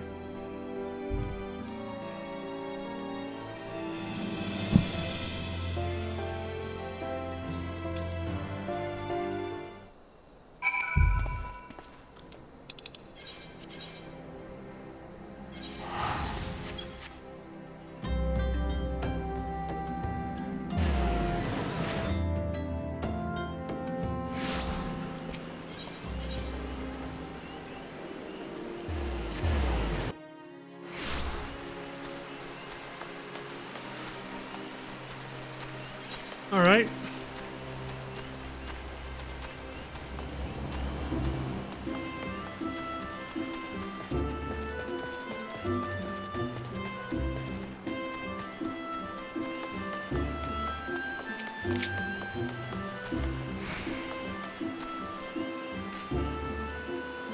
So this is Upkalu Falls. The conspicuous lack of the creatures of side, it's quite a beautiful place. Now then, the person we're to meet should be along shortly.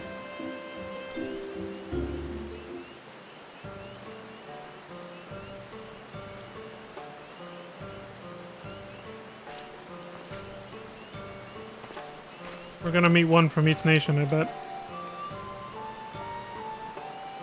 I was told there were those who wished to learn about Louis Soir, and who should one of them be but the champion of Eorzea? Well met. I am Lieutenant Ciro Fulk of the Order of the Twin Adder. I probably butchered the pronunciation of that name, but whatever. Sup, buddy? Dylan! Nanonji Nanonji at your service. Thank you for sparing the time to speak with us. Think nothing of it. I must say, though, that Lieutenant Aubrey chose the perfect spot for the subject matter.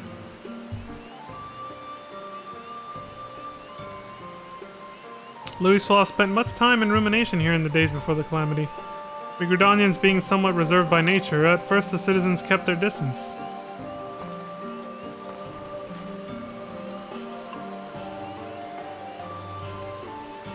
But in time, people warmed to him. He patiently lent an ear to their troubles, healing hurts and offering counsel, and gradually earned their trust. To ignore the plight of those one might conceivably save is not wisdom, it is indolence. Louis Soir spoke those words and lived up to them. He was the epitome of a Charlian sage, and I recall myself being moved. Now, shortly after we had become aware of the Meteor Project, the hamlet of Quarrymill was attacked by the primal Garuda. Both soldiers and civilians were among the casualties. This was another boss fight in 1.0, yeah. The Order of the Twin Adder moved to vanquish the primal, but we were not alone. Through Louis Soir's mediation, we had the support of not only our sister grand companies, but capable adventurers the realm over besides. Using an artifact known as the Vortex Feather, the Archon opened the way for a band of adventurers to sally forth into Garuda's turbulent domain, where they felled the fearsome being.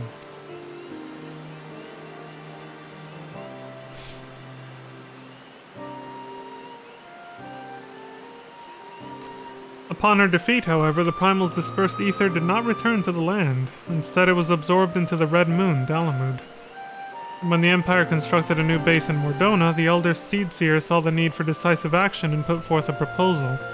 A formal reformation of the Eorzean Alliance, which had for so long lain dormant. The initial response from the other nations was lukewarm at best. They felt that the burden to be borne by each party was excessive, and they were loath to do aught that would place them at a disadvantage against their rivals. Sounds about right. But the revelation that a lunar transmitter had been erected in the Imperial base prompted a change of heart. The tower controlled Dalamud's descent. If it could be destroyed, then the Meteor Project would be forestalled. After having constantly been on the back foot, our nations were motivated to join hands that we might strike a decisive blow against the enemy. Thus was the Eorzean Alliance reformed, as the Circle of Knowing had hoped.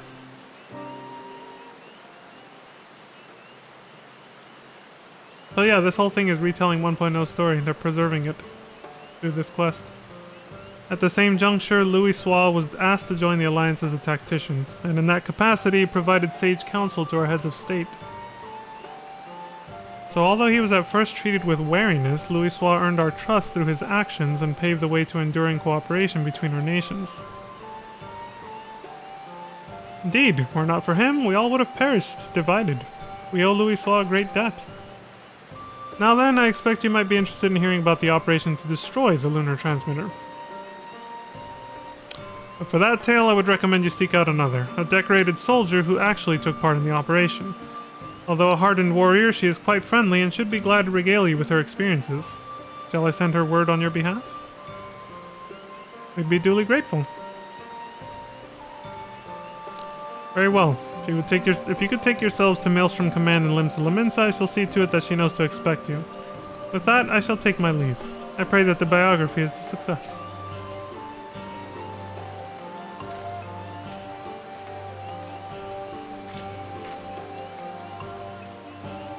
Everyone has been more helpful than I had dared to hope.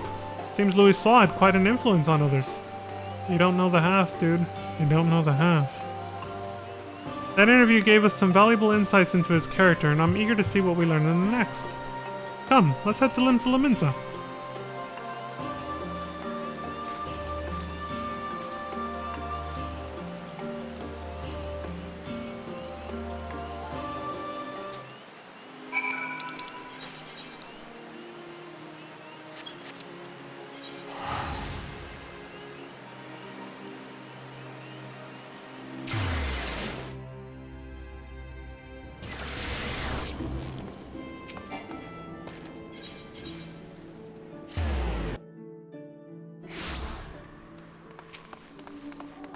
Nananji.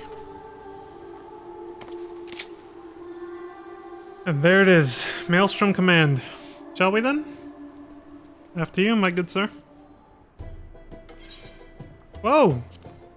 I was just putting my hand down and accidentally hit the circle button. Captain Starcrest, ever a sight for sore eyes. And you must be Nananji. Rashat Riki, at your service. I understand you wish to hear about the operation to destroy the lunar transmitter. Indeed. I'm penning a biography of the Archon Louis Soir, you see, for which I'm interviewing people who had dealings with him. I truly appreciate your time. You're very welcome. I would be glad to assist even if it wasn't a request from Lieutenant Folk. A formal bowing. That must be because I'm currently aligned with the Maelstrom. That probably would have happened if I had switched back to the Adders or been an Immortal Flame for the other two guys.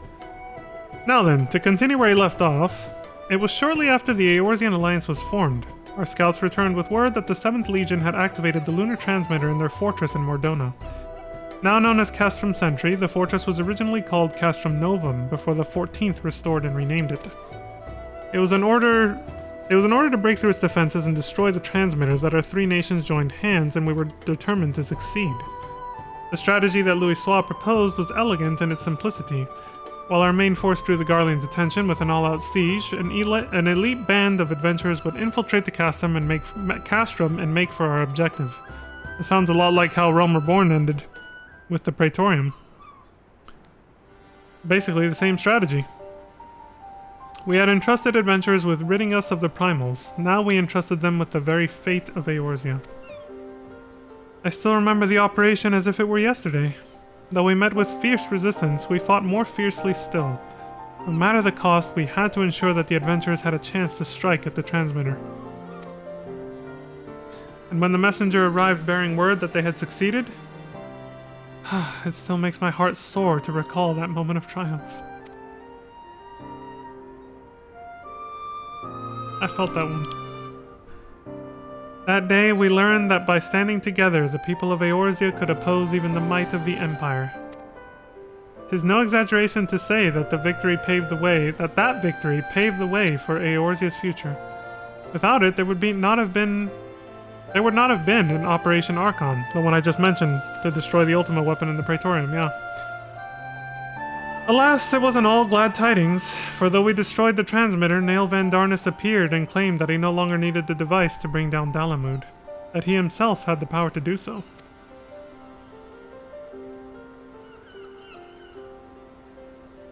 So long as Van Darnus lived, the threat of destruction remained. And so, branding him an enemy to all life in Eorzea, the nations of the Alliance undertook a desperate manhunt. At length, they located him in Kurthus and sent their greatest warriors to hunt him down. Leading that formidable band was the adventurer whom they called the Warrior of Light. And though no records remain of the fierce encounter, one thing is certain. At battle's conclusion, Nail Van Darnus was brought low. And it was a man. As you know, however, our woes did not end with the White Raven, for Louisoix and his disciples determined that Dalamud would continue to fall. In a last-ditch bid to prevent the realm's annihilation, the Circle of Knowing issued a request to the Eorzean Alliance, to secure the Cartano Flats, where the Red Moon was expected to crash. It was no simple task, for the entirety of the 7th Legion had amassed in Cartano, but it was necessary in order to perform a ritual to stop Dalamud, a ritual that invoked the power of the 12. So it was that the Battle of Cartano was joined, and I dare say you know how the tale continues. We all know that story. To everyone's shock, the Elder Primal Bahamut emerged from Dalamud and proceeded to unleash his fury upon the realm. Yep.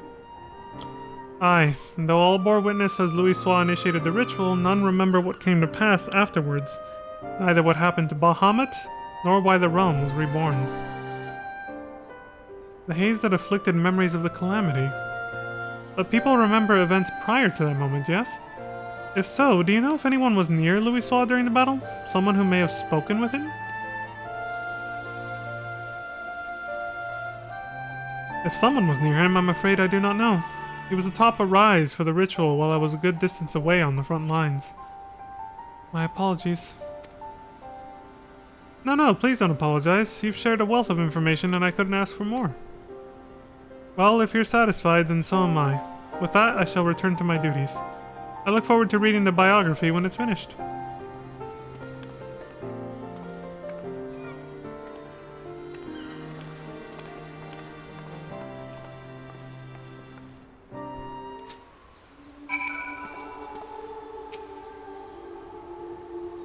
Now I have a grasp of events leading up to the calamity, and yet...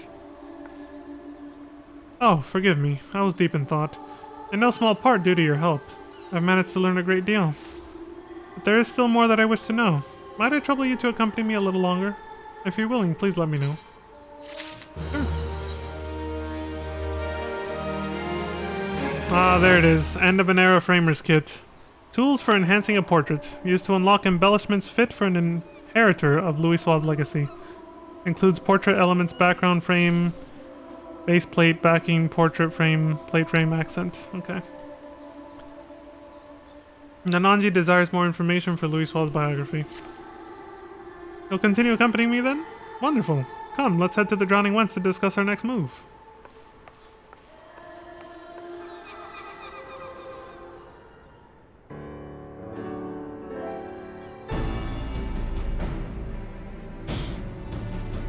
Our research proceeds apace so far. We've even learned things not found in literature.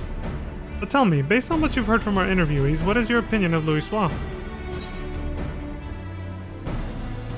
He's an exceptional leader. None of those are wrong answers, though. I agree, he possessed great leadership. If not, he couldn't have established the framework to realize his plans, no matter how brilliant they may have been. What struck me was how grateful the interviewees were to Louisoix for bringing their nations together in cooperation. It was nothing short of necessary for our survival. Yet in knowing this, I can't help but wonder. In his capacity as a tactician, it seems to me he had done more than enough by devising a plan and facilitating its execution.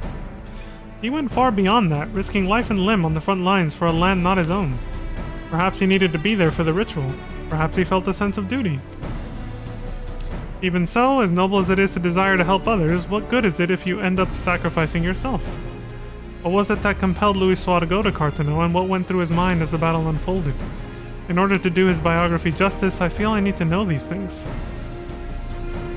Louisoix had people near him at the time. Perhaps he shared words with them in his final moments. Words that could provide some insights. But where to begin searching for such individuals, assuming they exist? Of course he was listening in. I was like, he's gonna tell us. Sorry friends, but I couldn't help but overhear your conversation. Just so happens I know a bloke has served among Louis Saw's guard at Cartonel. Truly? You know someone who was with him? Aye, and as far as I'm aware, he wasn't keeping the fact a secret. Just for good measure, though. Why do you want to speak with him? A biography. Louis Saw's biography, eh? In that case, I reckon the bloke would be willing to cooperate. Orn Gincom's his name. He was lieutenant to the Maelstrom. After the calamity, he returned to adventuring so as to be a greater help to the common folk. I cannot do that accent right now. A Maelstrom officer turned adventurer. We'd be most keen to speak with him. Where might he be found? When Orn dropped in the other day, he said that he'd had business at the Morabi dry docks. If you're lucky, he might be as he's still there. Understood. We're in your debt. We can't let this chance pass us by, Leon. Let's take ourselves to the dry docks at once. The dry docks.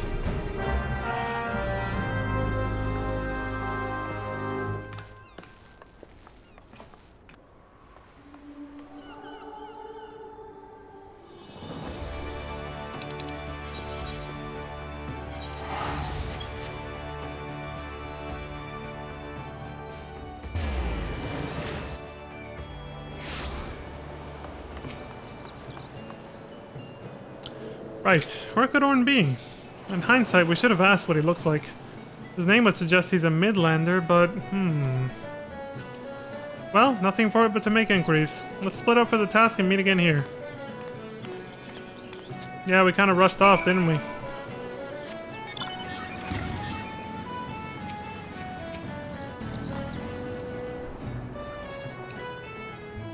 I'm sorry, but I've only just started helping out here. I'm still learning our customers' names. I couldn't say if it's the person you're after, but a man did come by earlier who appeared to be an adventurer.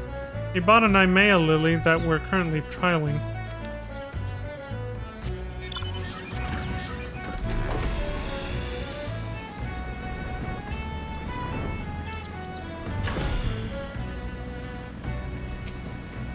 What about you?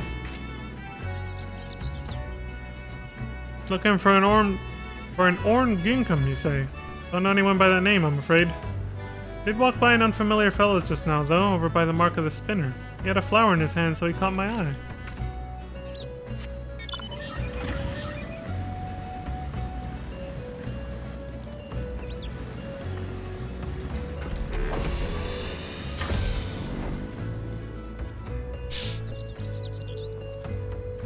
Orn? As it happens, I spoke with him just earlier. Said that he wanted to buy flowers, so I directed him to a vendor. Not sure where he is as of now, though. You have an inkling as to where Orn might be. Time to rejoin Nananji. Oh good, he's right here, actually. There you are, Leon. Were you able to learn anything? So a man who could be Orn bought a Nymea lily, then went to the mark of the spinner. If we hurry there, we might be able to find him. Let's go. And who's this? Well, someone random he was just talking to, I guess.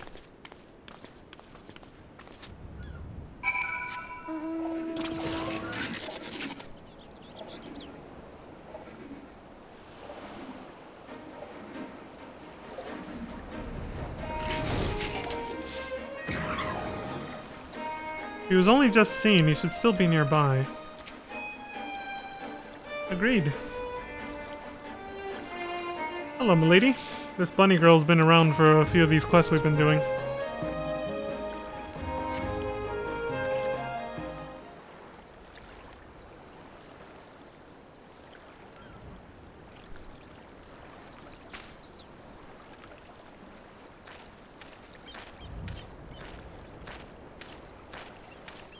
Damn, homeboy looks just like Thancred.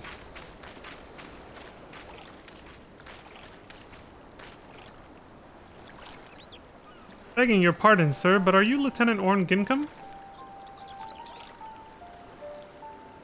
I haven't been a lieutenant for years, but aye, that's me. What can I do for you?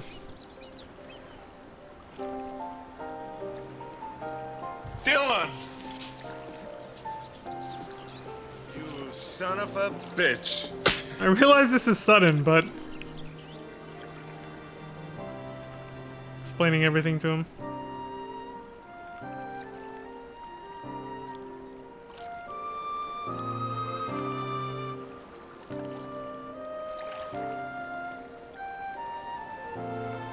So you're writing Louis Suave's biography and want to hear my account as someone who was near on hand at Cartano.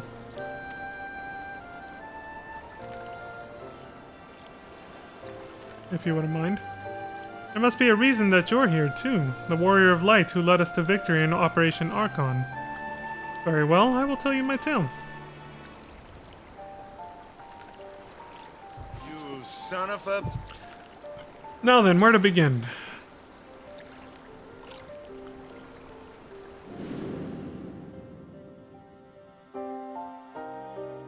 As you know, the battle was fought over the land where Dalamud was expected to fall. In the beginning, neither side was able to gain the upper hand, but when the Imperials deployed their Magitech armor, our ranks were thrown into disarray. Those charged with protecting Louis Suave, like me, could only watch the carnage from afar. And though our forces managed to hold out thanks to the adventurer contingent, we sustained grievous casualties. But the real tragedy was what followed. As Dalamud hurtled towards us, it began shedding fragments of itself before finally bursting open to unleash the primal Bahamut.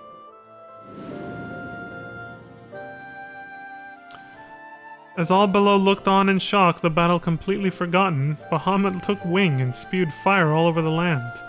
Men in Magitech armor alike were set ablaze and sent flying like so many insects.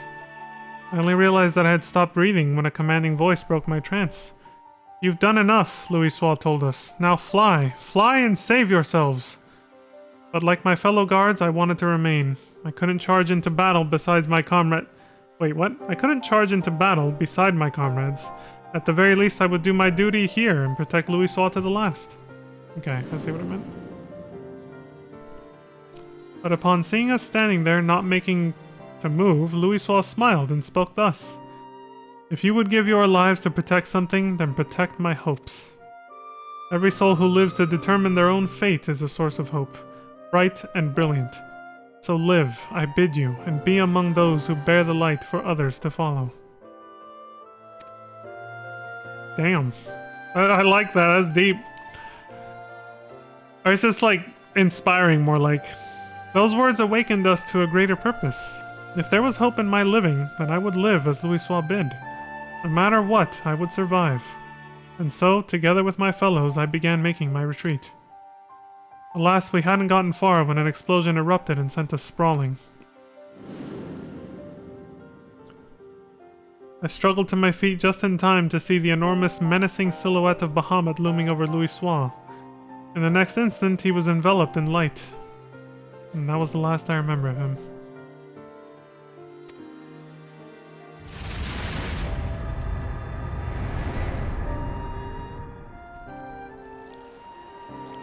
When I closed my eyes, I just remembered that scene from the, you know, the trailer. Louis Suave's final moment, yeah.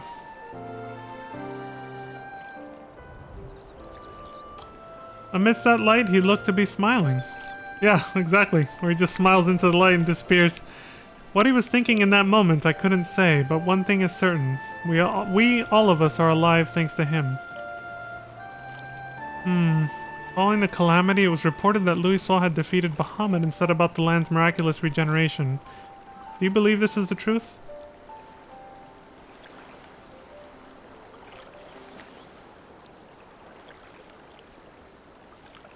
Every soul who lives to determine their own fate is a source of hope.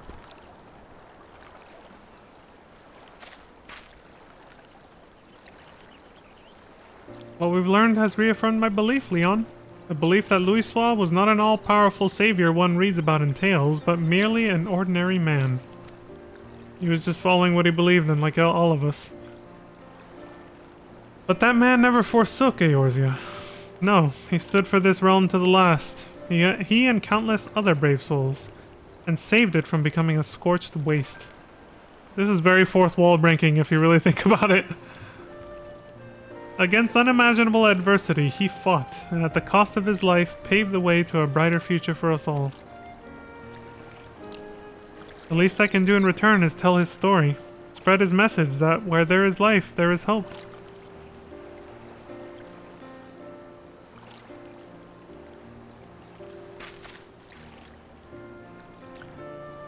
Which comes full circle in Endwalker, with the storyline there, and how this all ends.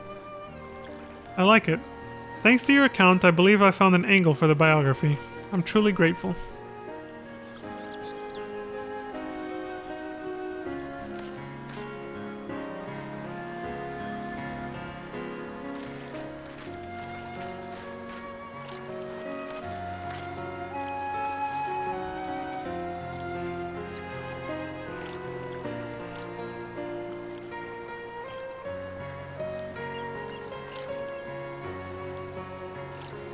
Would you care to offer a prayer as well? The prayer that the light of hope which Louis Soir preserves shall ever burn bright?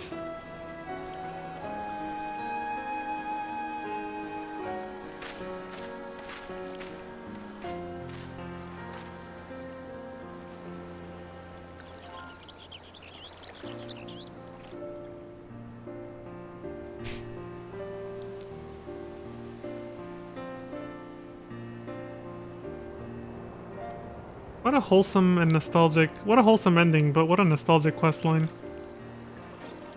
For those who, like, you know, have been here since the very beginning.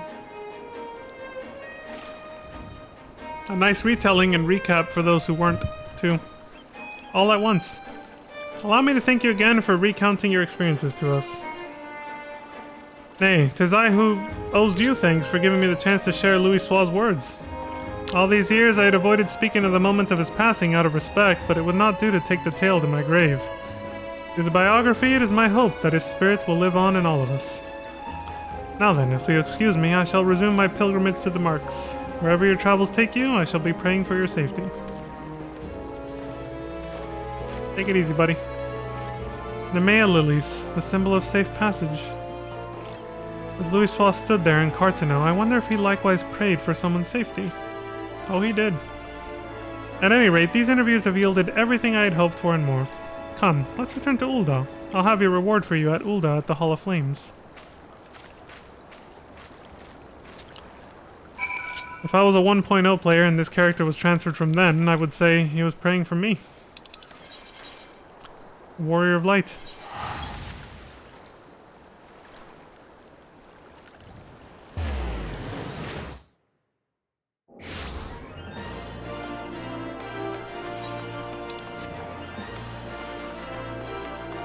Still going strong all the way until maintenance, huh?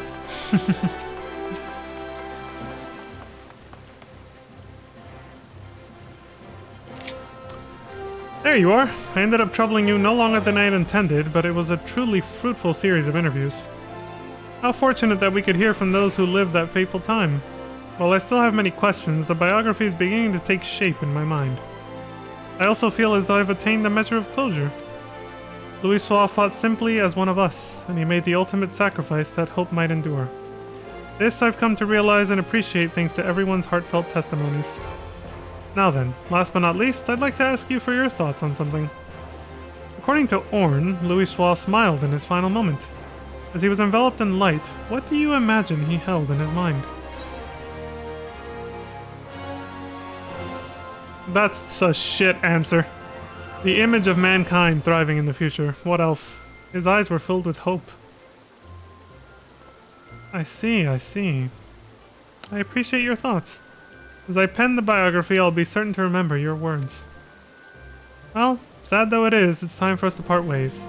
I'll set to work on a draft, and I won't rest until the biography goes to print. Thank you for all your help, my friend. I couldn't have come this far without you. No problem, buddy.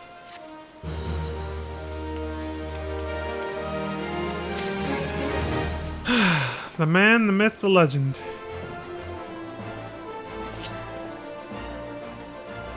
Just like that. That's all she wrote, folks. It's almost 3 in the morning, so I gotta get the fuck out of here and go to bed.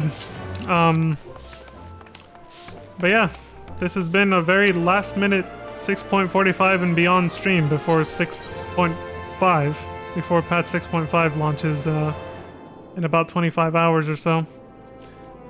So, hope y'all enjoyed. I'm going to fucking bed. But yeah, as I said before, the To the developers and, you know, obviously Yoshi P, thank you guys for making this wonderful game. It brings a lot of people together. Including myself, it gives us a very special and beautiful place to hang out with like-minded folks, and it's truly an amazing experience in and of itself, this game. So thank you all for what you do. Thank you all for the passion that you put into this game. It really does show. We appreciate it. Even if some of us aren't the kindest at expressing that appreciation, I assure you that we do. So thank you very much for that, and to all of you watching this, thank you very much for watching and supporting me on Twitch and YouTube. I appreciate every single one of you. And as always, please take care of yourselves, stay safe out there, and look after each other. And wherever you are, I hope you have a wonderful morning, afternoon, evening, and good night. And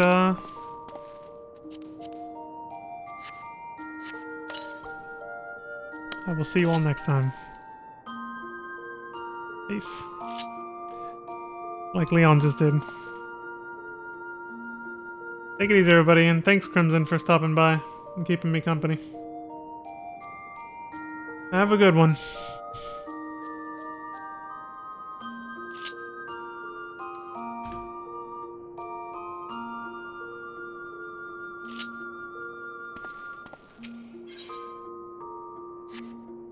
I want to redo that one.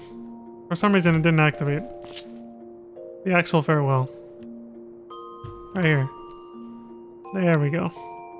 Good night, everybody.